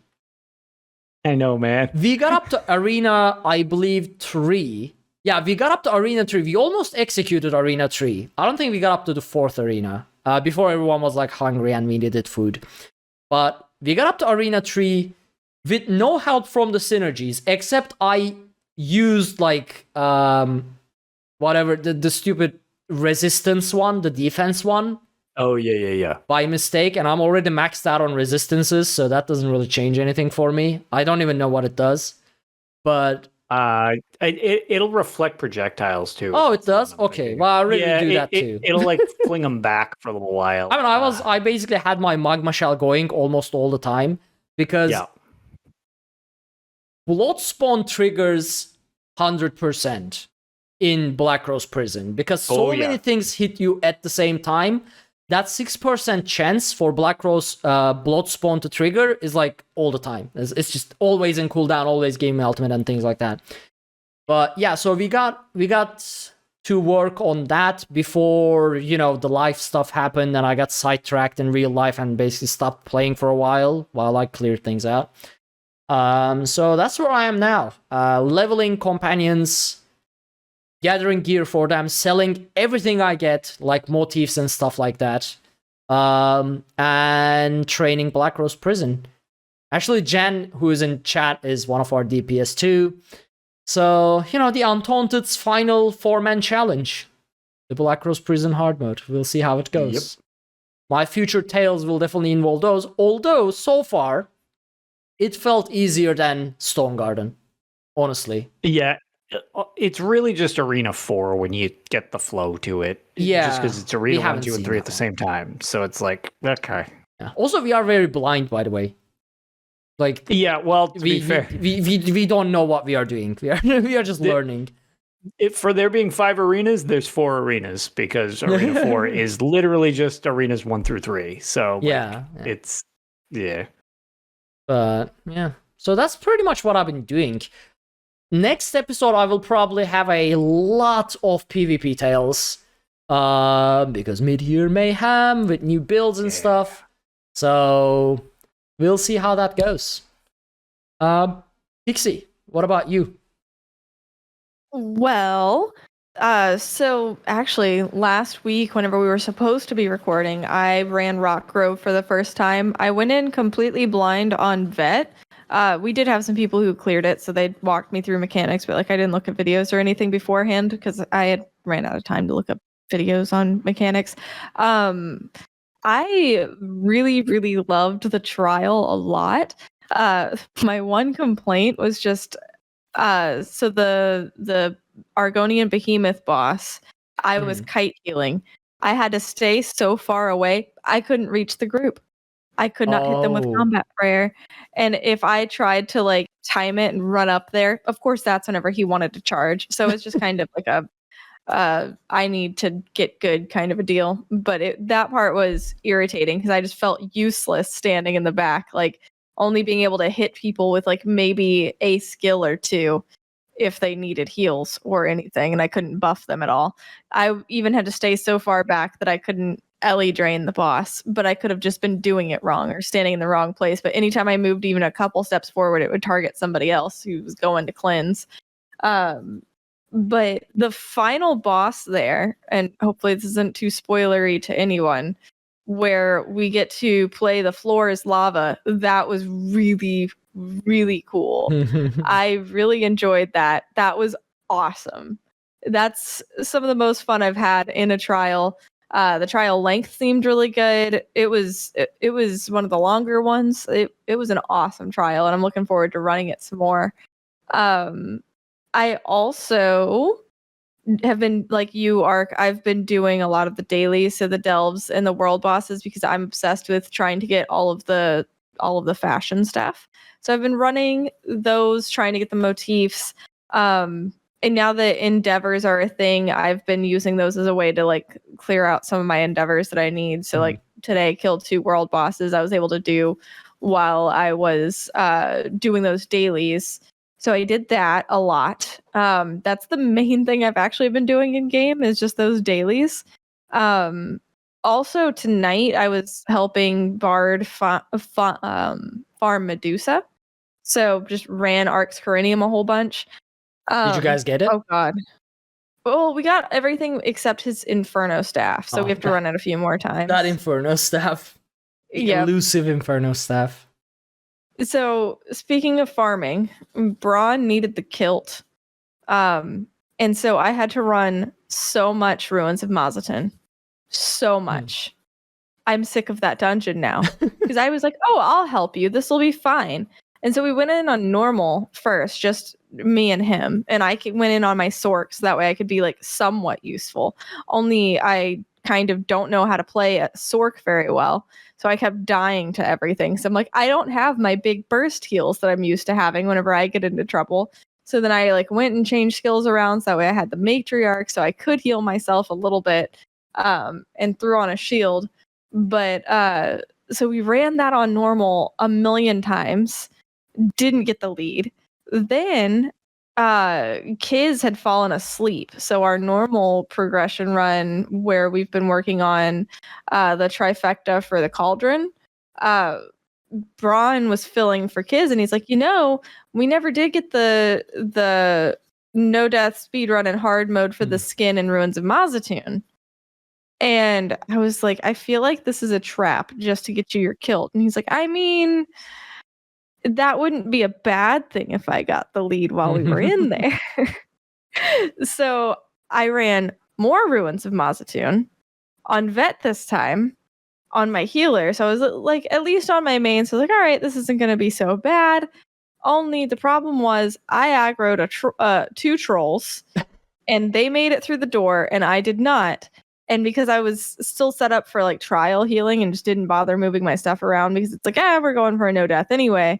So I need to keep all these heals on my bar. I had like virtually no way of killing these trolls. I think I had two damaging move, and it was Blockade and Boneyard. And that was all I could cast other than light attacks. That would hurt these things. And then I kept missing the bash. So I'd get them like to half health and they just heal themselves up. And I sat there and struggled with these two trolls for like 20 minutes before I eventually died. It was pathetic. I felt like I failed my entire group because we hadn't died up until that point. I was so mad at myself. All because I got stuck on the wrong side of the freaking door. It still is not bad as the Dark Soul stream I had last night. Not nearly that frustrating. That was that. If you want to see a grown woman throw a tantrum, go watch that VOD. I love how optimistic when you started Dark Souls. I mean, just as a side note that is not relevant to Elder Scrolls, but you were so optimistic. She was like, yeah, I'm gonna go save now. And she ran, like, cleared a whole bunch of mobs, ran back to a bonfire. I was so mad. To your despair, what did you find out, Pixie? It respawns the freaking mobs. Why? Why is that a good thing for a game to do? What the hell?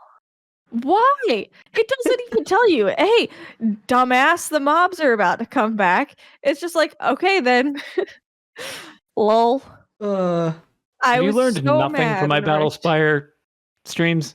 Video games aren't meant for fun. They're meant for punishment. Apparently. So there were a couple points where I had to leave the room because I was too angry to continue.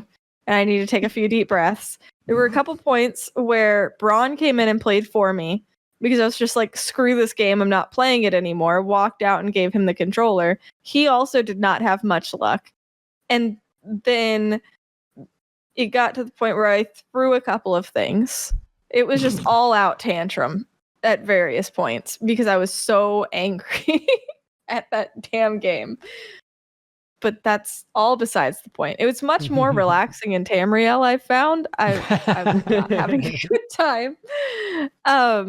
So then the other Elder Scrolls related thing I did, Ark kind of hit on at the top.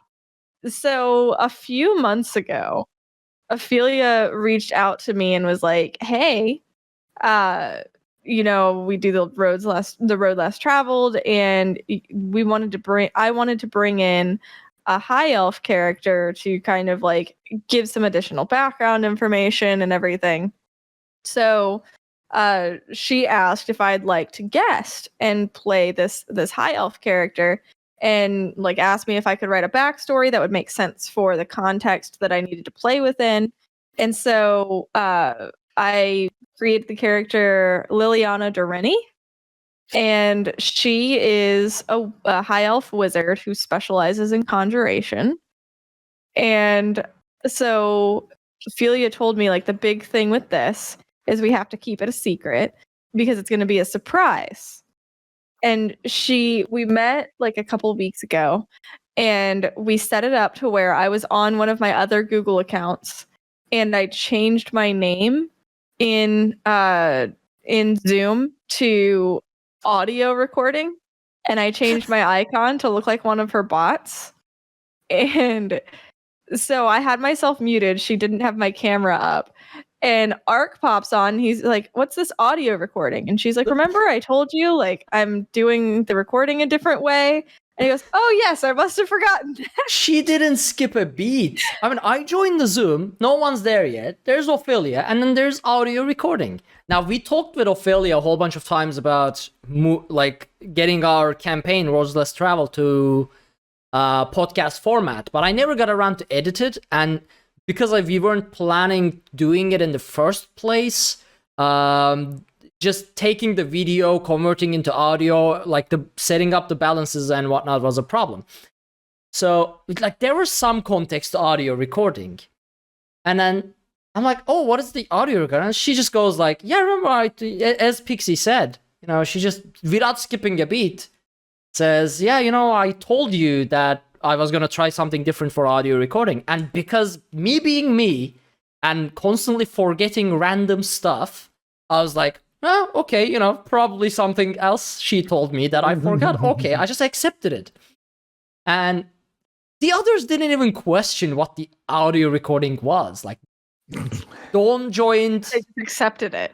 Yeah, Dawn joined, audio recording, whatever. Kay joined audio recording, whatever. Ninja always is on maximum 3 hours sleep during our D&D sessions anyway, because he streams all the way until like 5 a.m. It's like, I don't know, all the way to until his morning because he's a beast. And then he has to wake up at like 10:30 a.m. his time right after his massive stream on Saturday night. So he's completely clueless. And yeah, we were like, yeah, audio recording, whatever, fine, let's go. So then they start to play through the story some more, and my character was meant to kind of speak for the group in front of the king, let the king know like, hey, these people can be trusted, like you should talk to them and help them maybe. So that was one of my goals. And that's why this character was being introduced, among other things. So my character was outside the Mages Guild, and they're like, "Oh, let's have Dawn Whisper go out and have Carowin go out and see the sponsor because this is somebody from her past." And then all of a sudden, so when Ophelia was saying like, "Okay, you go outside and you see a familiar face," she goes, "Would you describe yourself, please?" And then my camera pops on. Now, I thought Ark was gonna fall out of his chair.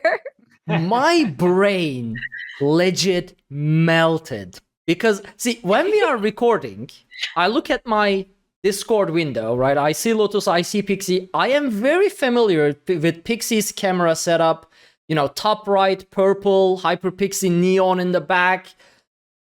It is an embedded view in my brain for our podcast, Tales of Tamriel. Now, we are in this D&D chat with Ninja, Dawn, Kay, Ophelia, which is a separate embedded image in my brain. And suddenly, this very familiar background and Pixie from our podcast recordings pops out in our D&D Zoom chat. And my brain just goes like, you know, it's gone. I mean, my brain stopped, like the stream stopped earlier. It just went blank for a moment. And like, in a brief 5 seconds window, I was like, did I send, our Zoom chat link by mistake to our podcast Discord channel? And did Pixie just click on it and bring it up? And she's now in chat. What is happening? And I'm looking at others, and everyone else is as confused as I am. So I'm like, oh my God, did I by mistake invite Pixie into this? What is happening? I was so confused and panicking at the same time. And then I saw Ophelia's face, and she's just like, she's in laughing mode. And then Pixie just very casually just started introducing her character. And it took me quite a while for my brain to catch up to what's happening. That's why I introduced her as the secret keeper at the beginning. Because holy shit. I mean, these two know me well enough by this point to know that I am the worst person at keeping secrets whenever I'm excited about something. So it's been hell the last few months not mentioning this. It's not even, that's going another thing. Crazy. It wasn't something like, you want to join as a guest next week. They had planned this months ahead. And we talk between the three of us and Promethean as well, who's still in, he's also, Promethean might return soon, just a tease there. We talk daily, regularly, like morning, night. We just chat on a regular basis outside of the show daily between each other. So months of talking about all sorts of random things between the four of us. And it never slipped. It never slipped. To tell you how long it's been, whenever she initially reached out to me, it was before I started playing D&D with the natural ones. Wow. I mean... Yeah, because I told her, like, I want to do this, like, so bad, but I want to let you know I've never played D&D before, so I don't really know what I'm doing. And she's like, oh, that's fine. Like, we'll walk you through it. Super easy. And then I started playing D&D like a few weeks later with the natural one. So it's been a long time. Goodness me. That's, honestly, I lost several brain cells right there and then. I mean, it's just...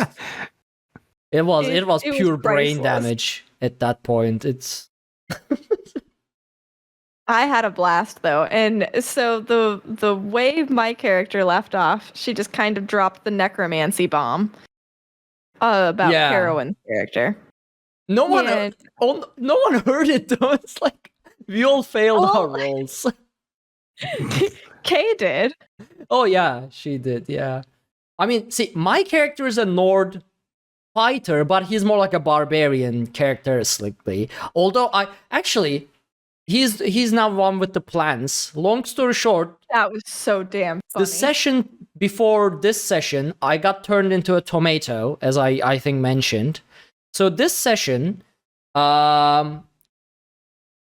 left the healing chambers of the Mages Guild, and he now believes, because he has experienced what being a tomato is like, he has now formed sort of an connection with the plants, and he's on a weird path now. He even picked up a book, because what is paper made of? Plants. Yeah, so he's now one with the books as well, so he's gonna read a book. Yeah, it's multi-class druid. Who knows, man? I mean, we'll see how things improvise, but yeah. And Ninja's character is an Argonian barbarian, straight up barbarian, only wearing like a loincloth. That's his clothing, just a simple loincloth and a whole bunch of weapons.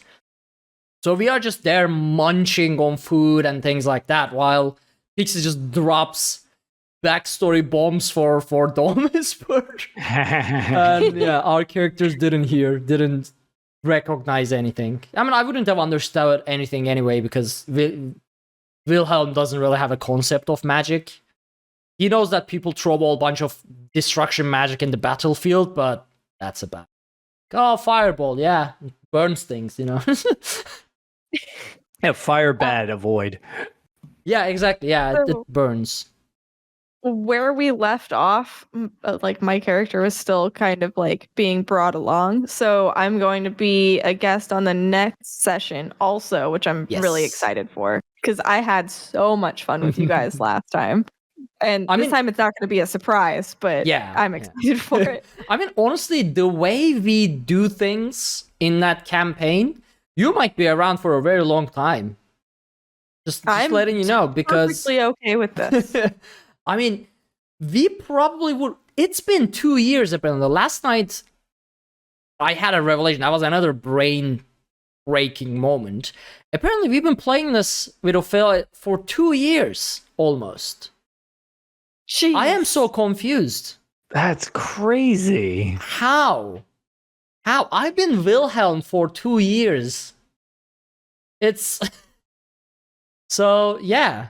I don't know. It might take us 7 weeks to get out of Wayrest. I'm okay hanging out for as long as you guys will have me, because I had so much fun. Beast of a campaign. We once, instead of like Mages Guild told us of this mission and everything, and we're like, yeah, we need someone to go check Windhelm and things like that. We stayed at an inn at Ebonheart. We spent 30 minutes real life time just annoying a barkeep in roleplay. That was it. That was 30 minutes of us just annoying the hell out of a barkeep for no reason whatsoever. You're real heroes. So, yeah, and we are heroes. But so yeah, we might be around for quite a good time. I'm perfectly okay with that. But yeah, that was I think that about sums it up since the last episode of Tales. There you go. Those are pretty good tales, honestly. Yeah, those are great. Yeah, I did stuff this time. Yeah, more positive, uplifting tales, funny stuff. Just in contrast to what Lotus have in place for us. All right, so you know what? No, we're gonna stay on the happy side of things. I've been enjoying Blackwood, as I had mentioned. Turns out I've been enjoying the companions, even though I figured I was just going to take Miri and Bastion and throw them in the dumpster because they weren't going to be useful to me. I actually have been enjoying just having them tag along. I have them both set to DPS. Bastion's a little whiny and doesn't like me stealing or murdering people. Meh. Miri's pretty cool. Big fan of Miri. They're more effective. Like I didn't really expect too much out of them, but they're pretty handy for overworld or dungeon stuff. But not like vet dungeon stuff, but like your public dungeons or delves. It's really good because I don't need to bother to put on like legitimately efficient gear to not spend a month fighting things. You can burn through world bosses with them and stuff like that. So they're great little tag-alongs when it's just you roaming about for like story or something like that. It's pretty cool. I did Miri's companion quest when she's enough of a friend with you. She gives you like a story quest. Not going to spoil it, of course, but really cool. I actually liked it a lot. I had just unlocked Bastions, but I haven't done Bastions yet because I'm a little more indifferent to Bastion, but it's fine. They're not really super, super hard to get. Just because I've had some people wonder, like, what's a good way to level them up? They have little ways to level them up, but with Miri, always make sure to do your repeatable Fighters Guild quest. And if you have friends, share them. You can share those quests to knock out Dark Anchors. It's a great way of like power leveling her. Bastion, same way with the Mages Guild. That part I skipped, but we actually done a whole bunch of them with SD. Whenever we get the time right, we share a round of dailies and the other. It's dailies. A great way of making the dailies like reusable again, even if you've done a whole bunch of them. So I really like that. I thought that was pretty neat. Their achievements are a little finicky for anybody who cares about achievements. The costume thing has like a pretty severe bug to it, where the achievement is dress up your companion and you'll get an achievement. It doesn't really do that when you make an outfit, but the workaround is actually pretty easy, which is just go up to a station and equip and unequip the outfit just over and over and over and over and over and over again. Eventually, it'll just pop. So it's like a super easy workaround. The other thing, which a lot of people I don't think have noticed because it's only part of an achievement, but you can one of the parts of both of their achievements is to equip them with purple gear, which purple gear is very rare. It seems like if you equip blue gear, the game thinks it's purple, so you get that way earlier. It's actually a positive thing, not it's glitched in a good way, not a bad way. So Nice. so those have been interesting. But I just keep them tagging along. I'm surprised how much I enjoy just having them around. And then the other big thing I did for ESO was the day of launch. We decided, hey, let's just go blind into Vet Rockgrove. So I've never had a team willing to go like. Doing dungeons with 4 people and being like, okay, nobody look it up is pretty easy.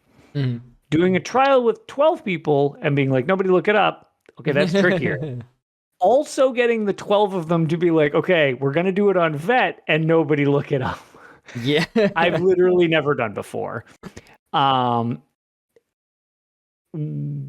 It was really fun. And we beat it in 2 hours and 7 minutes, I believe it was, totally blind. We very briefly, which was funny because you could tell it was the end of the blind runs and then people going in and nuking it like, oh, we know what we're doing. This just became a lot more efficient. But it was funny. For 5 minutes, we had the PS4 NA high score. Oh, there you go. On our blind run. We were like, we did it, everybody. We're the oh, we've already been dethroned. But it was very funny. Just right out the gate that night. But really enjoyable. It's just, that is such a good trial. It's such a good trial. It's so much fun and it's pretty. The bleeds that things hit you with are a bit extreme in some points. Man, is there a lot of incoming damage. And after the block glitch is fixed soon, I'll be curious to see how it plays then. But, oh man, it's a fun trial. I really like it. And my first run through of it was on Arkaniir. I DPS'd it. That's right. So Arkaniir on his DPS managed to go through blind, and I actually had the clear for Vet Rockgrove on my joke DPS before my actual character. Oh my god. Well, this gets added into the pile of things that Arkaniir achieved that I have not. Well, so my the parody, best part my is, parody version is better than I am. That is just my favorite insulting. part is I was walking around and when I was doing my writs, I actually had requests in Craglorn just for like joining group because I was walking around with the Vet Rockgrove title on Arkaniir. And I'm like, no, we're not doing that. This character is not actually worth anything. Wow, okay. Double insult. I mean, Look, I'm a bad DPS, but it's fine. So, then I went through actually a little while ago and went through on my tank and beat it again on Vet so that I could actually have that achievement on my real character. But yeah, it's really fun. And the twist at the end, which if you haven't seen it yet, is just so great. And the thing that I loved about it was on Vet, we were cruising through and everybody kind of at the same time was like, oh God, ah! And we just all burnt to death. Because like nobody knew what we were doing. We were all just like, ah! And it was just the end of us. But yeah, can't recommend that trial enough. It's really fun. The middle boss fight is very, very coordination heavy. The first one's whatever. It's fine. But yeah, the last 2 boss fights are really, really awesome. Big fan of them. On the veteran, how do you survive the stairs at the final fight with the flames? Because when we did it back in preview on normal, we were dying a lot, like just on the stairs. I dodge roll through. Oh, it's just dodge roll through. Okay. I dodge roll through. I had another group where they, as we were running to the door, they threw up a barrier for everybody. Right. And then sense. everybody just sprinted up the stairs. But you can dodge roll them through and they won't hit you. Okay. That's been my approach so far. But yeah, otherwise, just really, minor grievances of performance aside, which haven't really ruined my experience. Really, really enjoying Blackwood. Something I don't enjoy is Battlespire. But what people always ask from me is to play Battlespire. And it's always Battlespire. I love democracy. I had that vote where I forgot about that. I had the vote for like, do you want me to play, on Twitter, I ran a poll and had, should I play Battlespire or should I play ESO? Because it was literally just launching on console and fucking Battlespire won. I was like, why do you all hate me? I had nothing to do with it.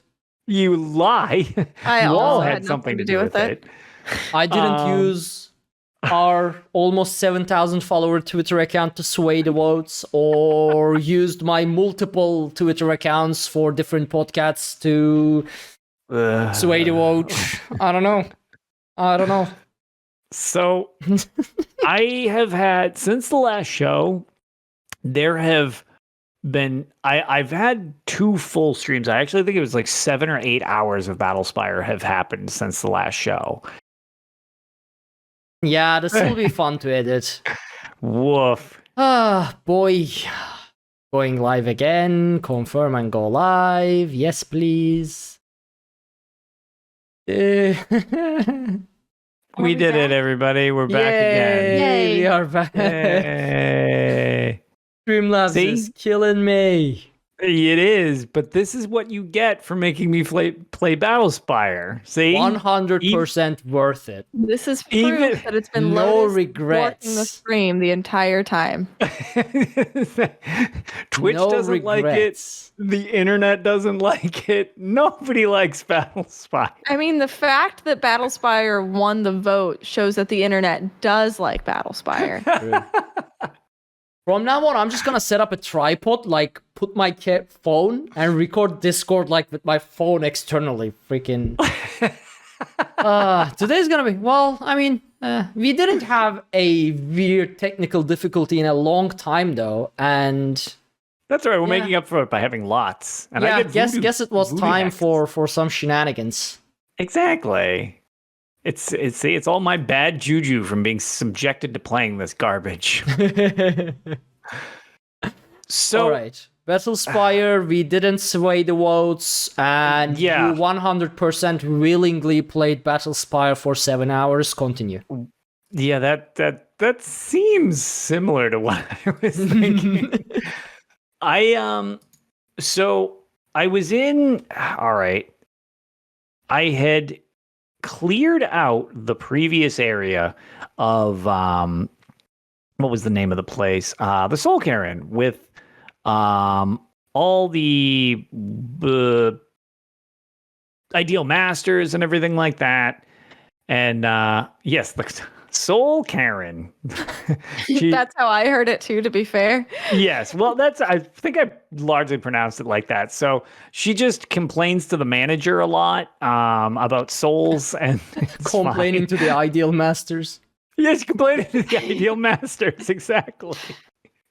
So question for you, because I wasn't able to make the stream. Are you able to like see the ideal masters? Yes. It's funny. They're the same item that you click on to get your health back. What? Oh, great.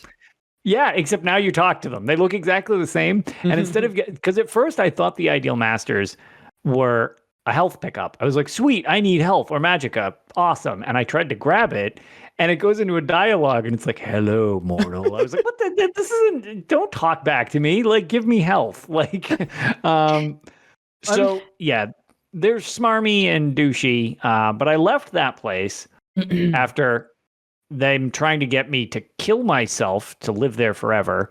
And I went into Shade Perilous, which was the next place. But I really like saying the full name because it's asinine.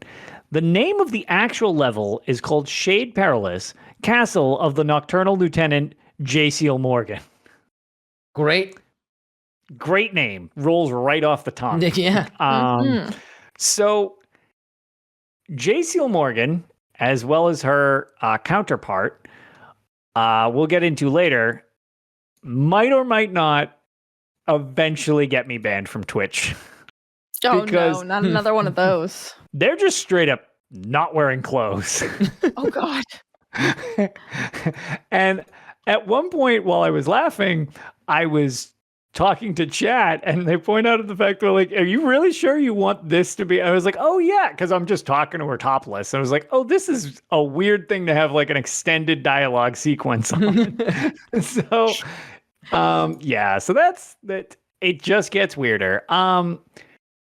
Before we got to that though, while I was roaming around in Shade Perilous here, there was a lot of puzzles, like a lot of puzzles. And as Gone Crazy in chat mentioned, there are dark seducers and normal seducers, and there aren't Atronachs in this game.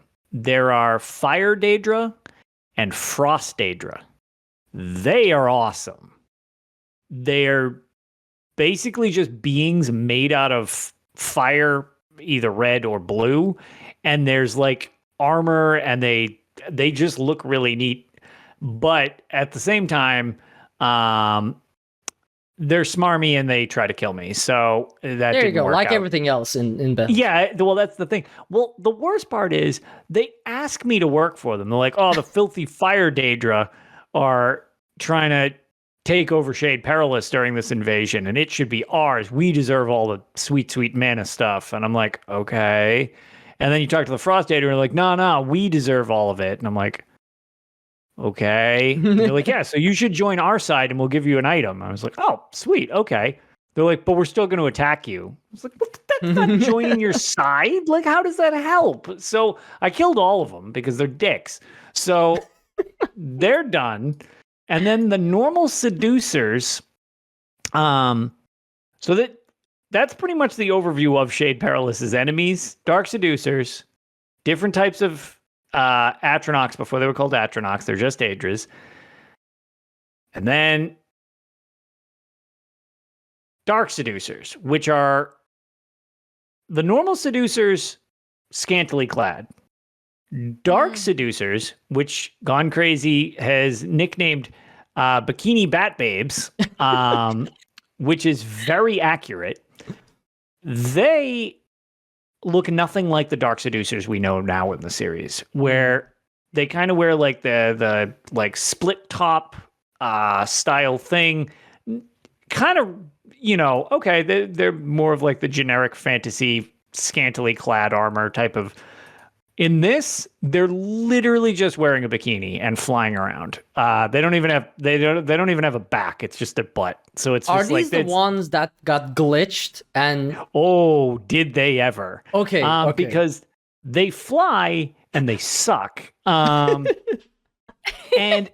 when you hit them, they have a bad habit of falling through the level. Oh, great. Oh, that's fun. But they can claw up through the level at you, doing a lot of damage, because the problem with these things are they don't wear any they basically wear no armor. They barely wear clothes, but they take an irresponsible amount of damage. So that's not good because I have to hit them a whole lot. But I figure, well, they just have claws, so how much damage could they do? I'm wearing armor.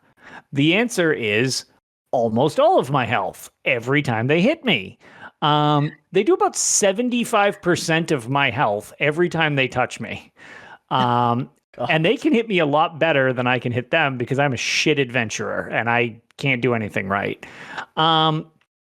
So I got a bunch of them stuck and I started using the terrible pathing to my advantage where I would just shoot them with bows and arrows the entire time while they were stuck in scenery. The regular seducers, I thought for a while had an invisibility spell because I couldn't see any of the damn things. And that's because they just fall through scenery too, because why wouldn't they? If they walk too close to walls, they go through the wall. And then what I have to do is just spin in a circle punching and hope that I get a thud sound effects, which means I found them. And eventually they'll just go, and just like materialize in my camera and flop over for dead. I'm like, great, I found it. I'm safe. Like, the dark seducers, since they fly, have really bad clipping problems other than falling through the level, where they're flying at me, the scenery, because it's like the scenery is polygonal, but they're sprites. So they will overlap. So like part of it will be behind a wall, but then part of it's in front of the wall. So you're just seeing like, here's side boob, or here's one arm, or here's a foot. And that's all you see of the enemy you're fighting. So you just kind of nub in the direction that you want to hit and try to kill it, which is arduous and terrible. But whatever, we're digging our way through those. Not that big of a deal. There's a whole bunch of water because, I don't know, water's a thing in this game a lot, apparently. And I had mentioned, I believe, on this show before that my swimming skill started to get so good that I would swim so fast it was a little disorienting. Like your walking speed is walking speed. My swimming speed is like an F5 fighter plane for some reason. I go like 7,000 miles an hour. I would say that I'm exaggerating, except that if I hold forward on the key, like the keyboard, I will hit the wall so hard I go through it. Oh god. When I'm in water. If I jump while I'm in water and touch the ceiling, I take impact damage and die. Oh my god. So I can't jump because if I hit the ceiling, I die. If I touch the walls, I go through them. So I have to be very careful to like swim around. The problem that I noticed when looking around the level, trying to find where I'm going because the maps are a nightmare, part of the level isn't finished. Like they literally just forgot part of it. Oh god. So you start swimming through this tunnel and you look around and at first I thought it was fog. It's unfinished map terrain. Like it's just a black void with there's water. And then like, all right, the best way I can explain this because it's a little tough. There's water going through like a cave entrance. Like you can see the cave entrance. But if you look up, there's nothing. It's blackness. And I'm like, it must be dark. It's not dark. You literally fall off the map if you go to the edge of it. Like it just goes out of the map on the game. There's nothing there. It's literally nothing. And then when you start to swim forward, like you don't touch the walls, you can see literally like the texture wall where there should have been something connected to it to finish the roof, and there's just nothing there. So there's part of this level that either didn't load or just straight up wasn't programmed. I have zero idea which it is. But you got to be real careful going through that room because you just fall off the world. So I was like, okie dokie. So we got to be careful about that. Whatever. I dig my way around through this. There's some puzzles. There's this really, really, really, really arduous dial puzzle thing where you have to spell the word dusk. That was the thing. It's just the riddle answer is dusk. It told you that it was dusk, and it okay, great. So I go up to this room, and I have to go around the room. This is an enormous room. I have to crawl up these ramps, and there's a bunch of Daedric symbols on the wall, and you have to press D on one, and then it raises a platform, and then you go across the platform. You turn a dial, and it releases mana juice into the room or something like that. And then you do the next one, and then you do the next one, whatever. You do it 4 times. It's fine. It's very long and takes forever to do because the room's huge. So I fill up the room, and it drops this door, and I'm like, okay, the door is done. So I walk over to the door, or where the door was, and there's this just texture shit show of like laser lights, and there's just this sign floating in the middle of it. And when you click on it, it's a fucking riddle door, because of course it is. And while I'm reading the riddle, I die. because it doesn't pause the game while you're reading the riddle. And apparently there were dark seducers behind me. So whatever.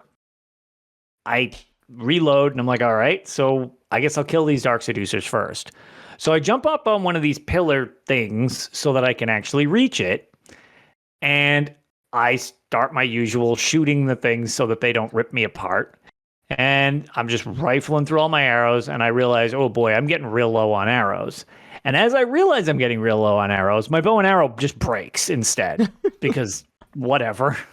And I'm like, cool, now I literally can't shoot them. Awesome. So now I have to fist fight them. So I start punching at them, and they're punching me and doing much more damage. And I try to like weave in just enough to get a punch. This goes on for 30-ish minutes because they have so much health. And they beat the crap out of me so brutally.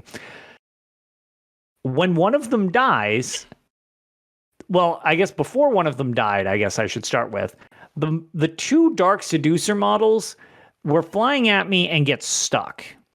And I made stream deal with this for a while to the point that everybody was very uncomfortable with it. They were making this really weird sound, and I would ask chat if anybody could hear it, and they said no. So I muted all audio except for in-game sound, where all you could hear was like and the two Dark Seducers models are just bumping into each other. I'm like, this is exactly what we all deserve from this game right now. Like, nothing more, nothing less. This is what we deserve. So I punch one of them to death and kill it, and I'm thinking like, okay, we're done with this. But no, the other Dark Seducer flies over to the burlap sack, because when enemies die, they turn into those little burlap sacks, goes over to the burlap sack and just goes, and I'm just like, it's the same thing. Nothing changes. It's just humping the burlap sack. Why? Why is this happening? So I beat the crap out of this thing. They're both dead. I'm super excited. I can go do the stupid riddle door thing. And I'm like, great. So I try walking off the platform, and the pathing's rough. And I'm like, crap. It's too high up. It's clearly too high up. I have to jump down. So I jump down.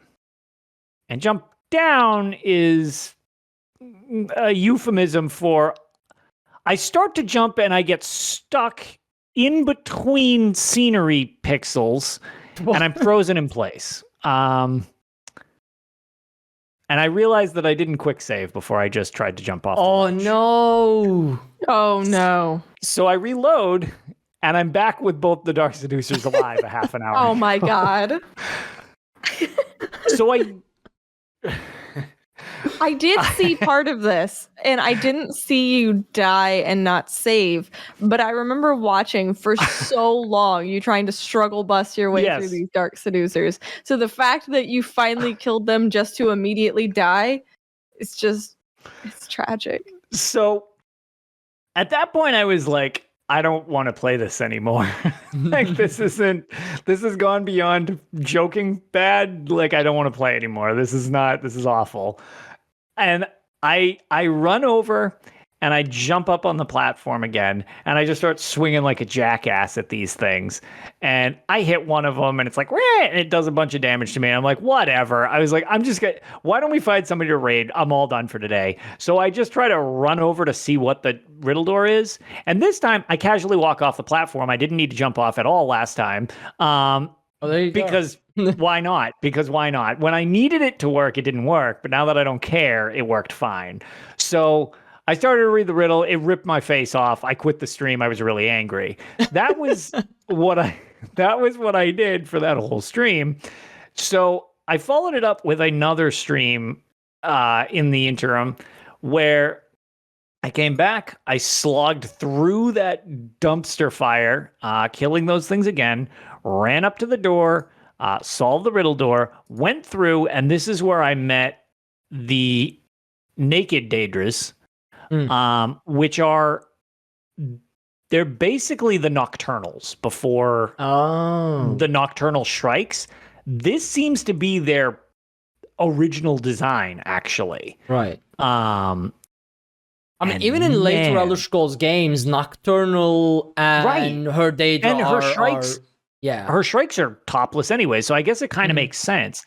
But without going too elaborate down the very verbose story the game threw at me, they are super emo. They basically one of them is like, I'm so sad.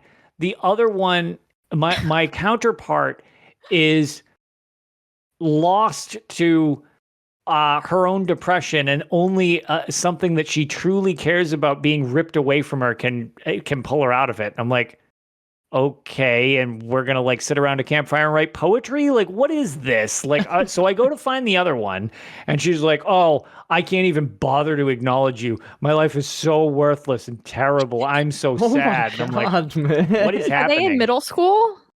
So wait, that's all right. Wait till you find out what the answer was that I found. So to snap her out of it, because I needed her help to get out of Shade Perilous, she wouldn't talk to me because she's like, nah, my life is lame. So I go to the other one and I'm like, what the hell are we supposed to do? Your friend is way too emo for me to find a way out of Shade Perilous. Like, what the hell?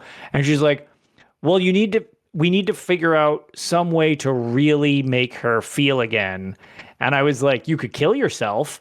And she said, I could kill myself. That's a great idea. So she kills herself. What? Not kidding. Ooh. Lotus, you're not supposed to tell people to do that. They're also not supposed to agree to it with a magic blade that, when it was done, it pulls her soul into the blade so that she can suffer eternally and make it even more meaningful. So I walk over to her friend. I'm like, here's the blade with your best friend's soul in it. Isn't life crap? And she's like, oh my God, you're the worst. I was like, well, yeah, I know. You said you wanted something really dark. And she befriends me because that was totally enough to snap her out of it. Yeah, because murdering her friend apparently was dark enough that she snapped out of it, and that was it. And she's like, well, you're a horrible monster, and she'll one day be reformed from the Azure Plasma. I was like, yeah, I know how Dremora work. I get the Daedra thing. Yeah, it's great, but she's miserable. And she goes into this really long thing about how tormenting it is to be killed as a Daedra, even though you're going to be like respawned. And even when you are respawned, which I was like, woof, this is some dark lore. Apparently it can, like, when you're pieced back together from the Azure Plasm, being made into a liquid, all you feel is the pain of your body being ripped apart. And most Daedra, when they come back, the more times they're reincarnated, the more insane they get, because that's what they have to suffer through for hundreds of years while they're pieced back together. I'm like, Jesus Christ. Okay, that is actually a piece of lore you might not get in any other Elder Scrolls game. That's because only Battlespire is insane enough to put together a scene like this. Do this, right? And I was like, wow, this is a lot. So she's like, okay, you need to go over to this thing, and here's the password you need to get out of here. And maybe when you find Dagon, call on me and I'll come to your side. And I'm like, man, this is a weird way to befriend you, but okay, that's cool. I like that. And she disappears for now. And I look behind her, and there's just a pillar floating in the air. And I'm like, okay, so I jump to that. So I do. Then I realize that the whole arena is a giant fucking jumping puzzle. Oh God. in Battlespire, where the jumping is terrible at best, there are just platforms scattered throughout, levitating in the air, and I proceeded to fail at jumping for a very long time trying to get through this jumping puzzle.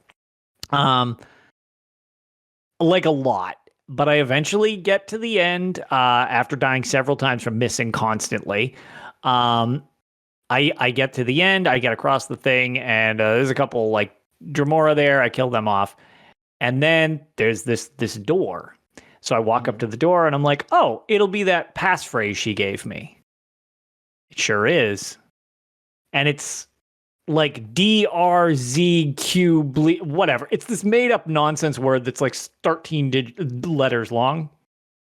They make you type it. They don't just let you say it. So, in other words, if you didn't think to write it the fuck down when they told it to you, Oh no.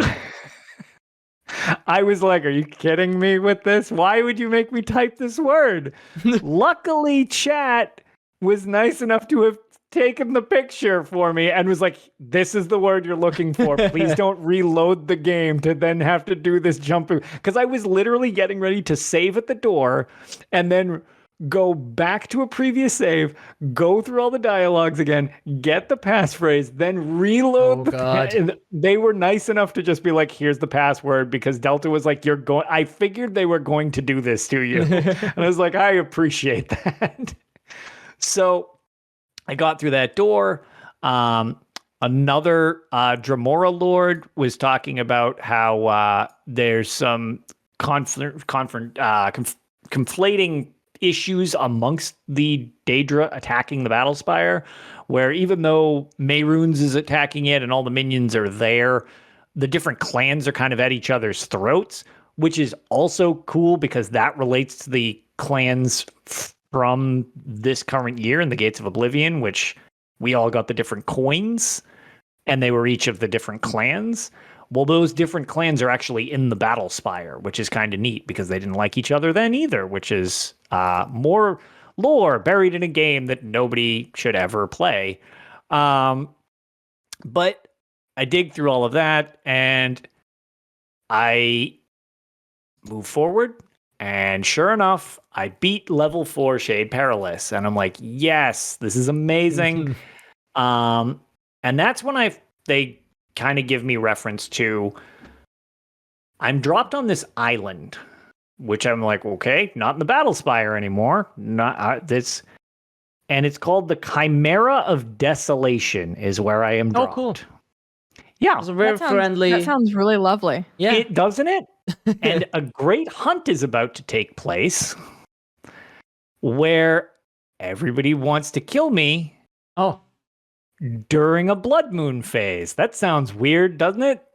Sounds I mean, a lot you're the more center like of attention. How amazing. I mean, apparently Hircine's great hunt is happening and I get to be in the middle of it. And I'm like, why not? Why not squeeze that in there? Like that seems, at least that's what I'm gathering from the way they've been explaining it, is that it's like, oh yeah, this is the great hunt. Like this is, and I'm like, oh boy. So that was kind of where I stopped, and shout out to the people in the community, because even though that is technically where my tales end, they're not better, because there's one more note that is really rough for the next time I play this game. I have been specifically trying not to look anything up in advance to keep it, a playthrough as if I really just am experiencing this the best I can, as if I had no real help type of thing. It was just like the group of us hanging out on the couch trying to play this game is kind of how I've been doing this, as if you would back in the day. I was tipped off on level 5 has a serious problem. Level 5 has a pretty severe memory leak. It also has the most enemies of any level I've encountered. I believe there's 196 enemies on level 5. The problem with level 5, from what I've been told, is every time I die or load the game, it will process between 6 and 8 extra assets and plop them into the world, something like that. Between 30 and 50 reloads, it gets to a critical mass where the save file becomes so big that it corrupts itself and is unusable. Great. Yeah, great. It's very good. It's good that that's a thing. Fun fact, did you know That's lovely. Cyberpunk had the same issue with its save file all the way until like 3 months into its release. Cyberpunk, if you played the game that was long with enough, the inventory, right? yeah, was that the inventory if you thing from crafted doing the, too like- many stuff and whatnot, Cyberpunk, Yep. your save file got corrupted in freaking Cyberpunk. So what I So was Battlespire, told, in a sense, Yeah. was a visionary. yeah, it really was. It was ahead of its time. Yeah. So what I was told as a suggestion was I anchor a spawn or a save, just like a dead save, right before I go into the new level. Right. And then I basically need to try to account for only saving when it is absolutely necessary. no.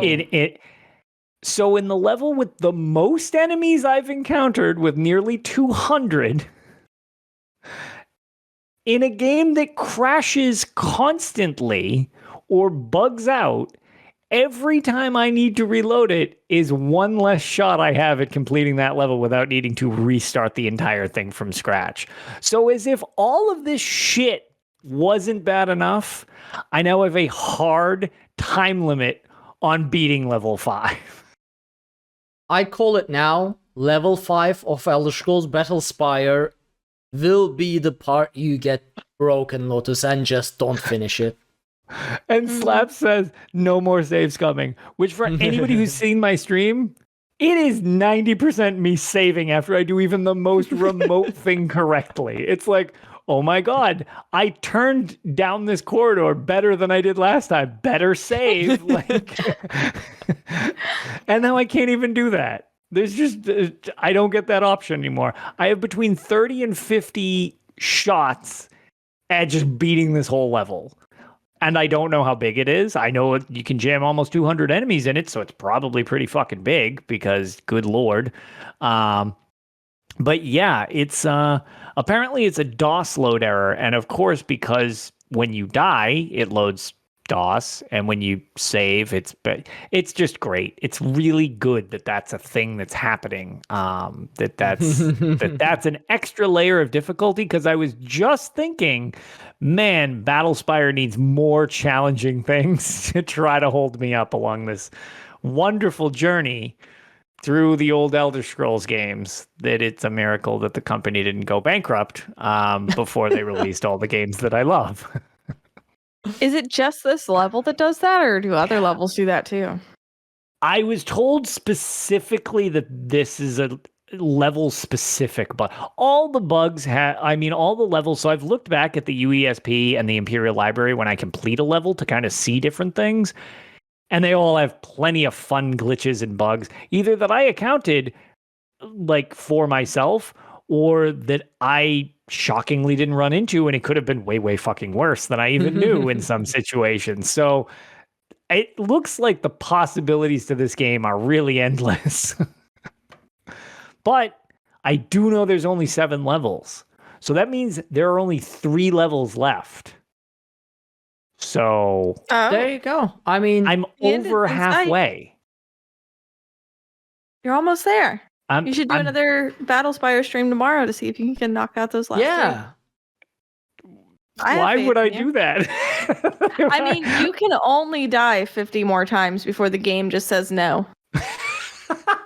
Yeah, Lotus. Look, man, the more you play, the faster you get through this. Yeah, Think about it that way. So if you get into it tomorrow, that'll be one less day that you play Battlespire in the future. after tomorrow. Yeah, you're So you gotta do a Battlespire stream tomorrow. now. See, now I'm feeling equally emo like the Nocturnals. Just thinking about needing to deal with this. But yeah, oh my god. So we'll see what. Oh my god, it's Yeah, so, we'll see a stream. Yeah, I agree. We'll see a It's stream. so draining. It's this like You'll be I can't fine. believe retroactively I like Arena by comparison now. Like, I died an irresponsible amount of times in Arena. Arena was very, very hard, and it had some weird design choices, but hey, it was getting its footing. This game is pre-alpha. Like, how was this released? I don't understand it. This has been quite an experience. It's amazing because it has some cool lore stuff. Well, not cool lore, but it has lore. Actually, I mean, it does have some cool lore stuff that you don't actually get in the future games. It does, and it has some really interesting things in the lore. I did ring one of us. So it's got like some unique pulls that like you really won't find otherwise in the series. And it's like, for example, like the Ideal Masters. Like, yeah.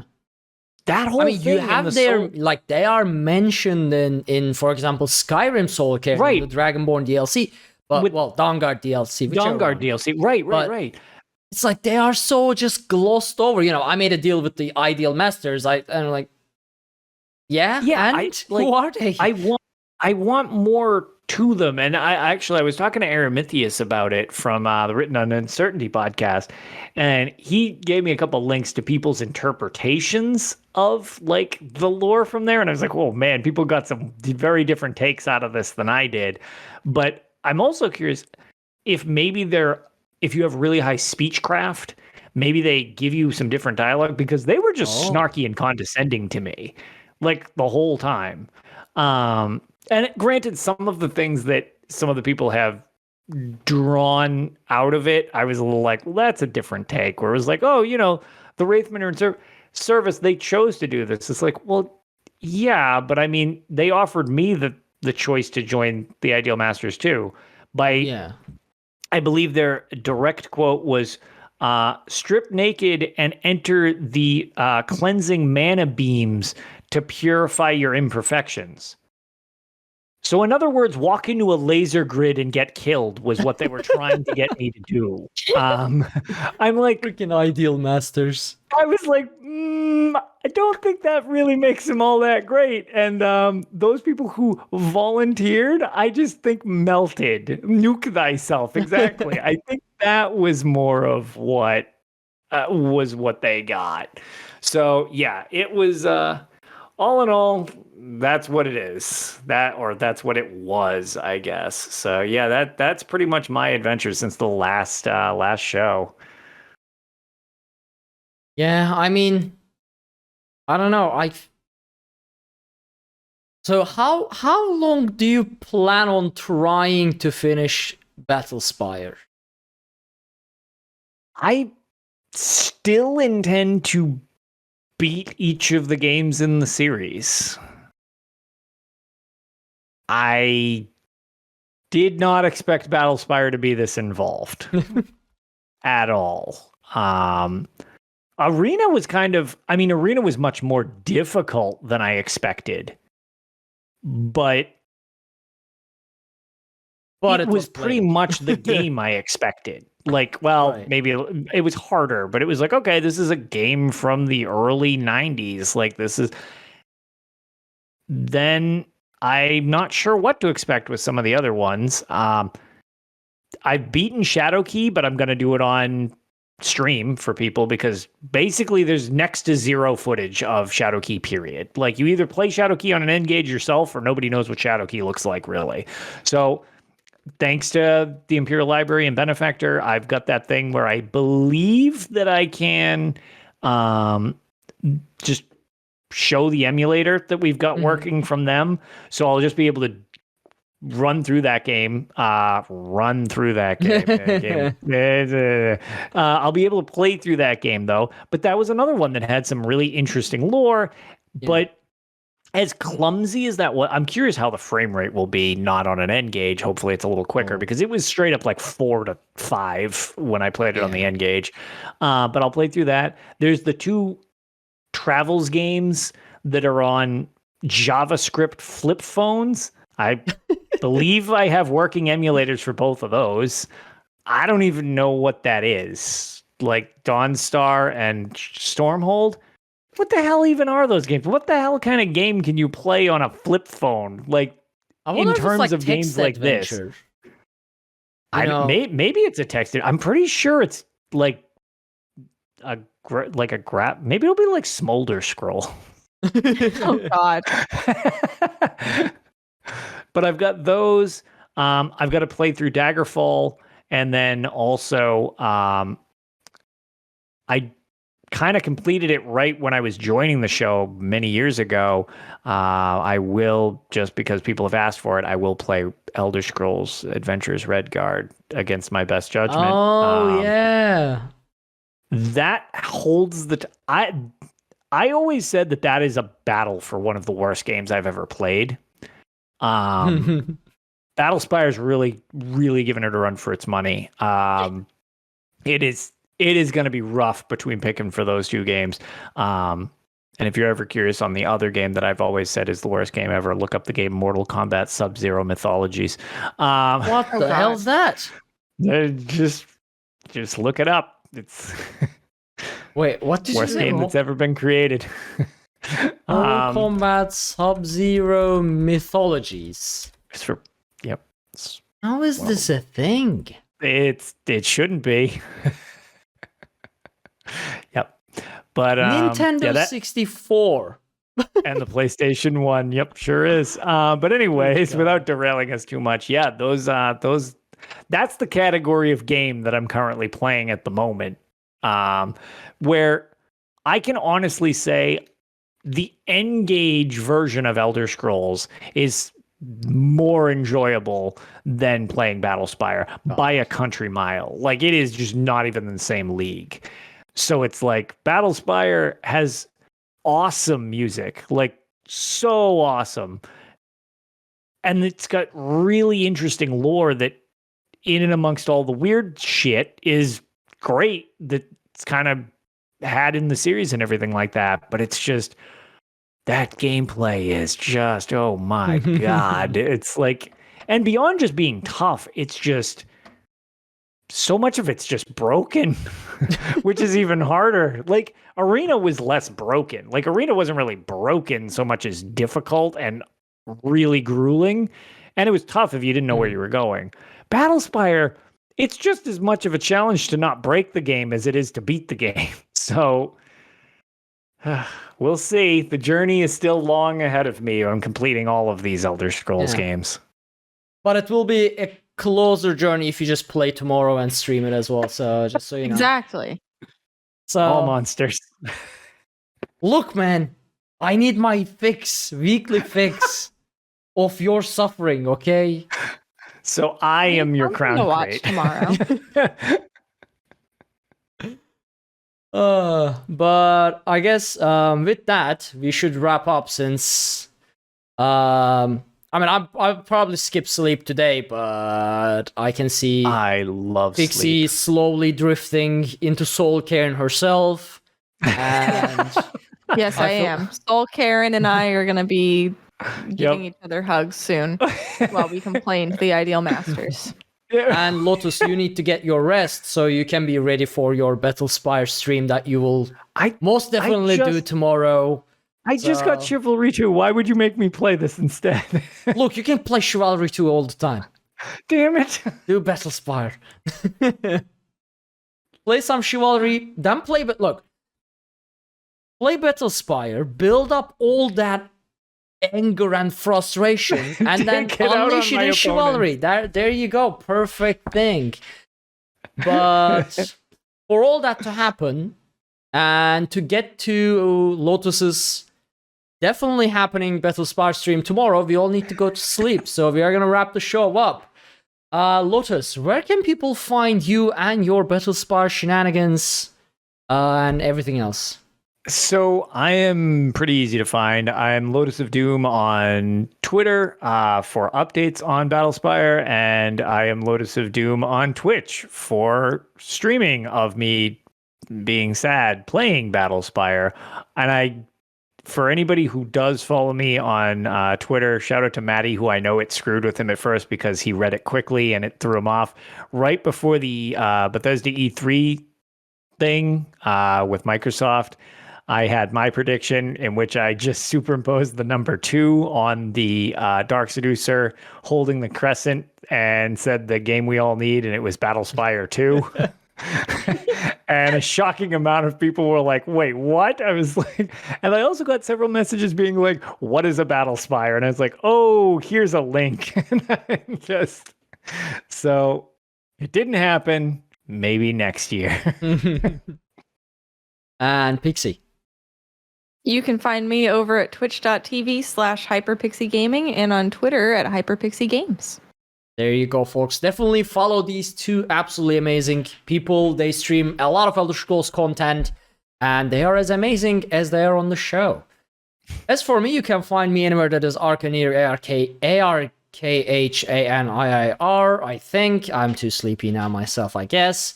You can catch us live on twitch.tv/Arkaniir's Quest, where I stream a lot of Elder Scrolls Online, bunch of other games, and our other shows and stuff like that. So definitely check it out. You can also follow everything we do over at dungeoncrawlernetwork.com. There you can find links to all of our social media, including Twitch, YouTube, Twitter, Discord, bunch of other things. Be sure to check out our Patreon at patreon.com/dungeoncrawlernetwork if you want to help support the show and everything else, like the server costs, third-party services and things like that. They are costly. Although it is on pause for this month because I'm revamping it. I'll be talking about all that next week with the new details of the new Patreon rewards and stuff like that. You can also consider leaving us a 5-star review on iTunes, so people know that we're a real podcast, that we say real words, and sometimes it matters, and we will read those on the show. Thank you all so very much for joining us on this episode of Tales of Tamriel, and we will see you all next week. Have a great night, everyone. Bye, everybody. See you later.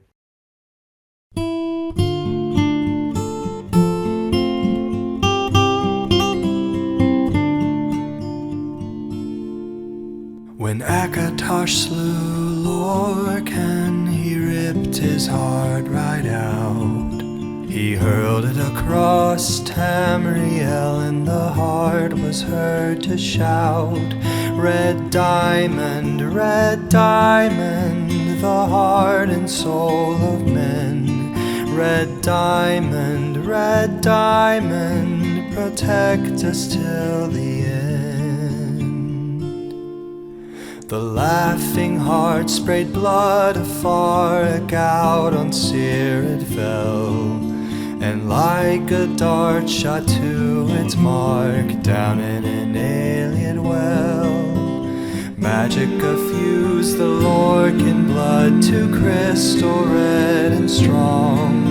Then wild elves cut and polished it down to chimel at a ball. Red diamond, the heart and soul of men. Red diamond, protect us till the end.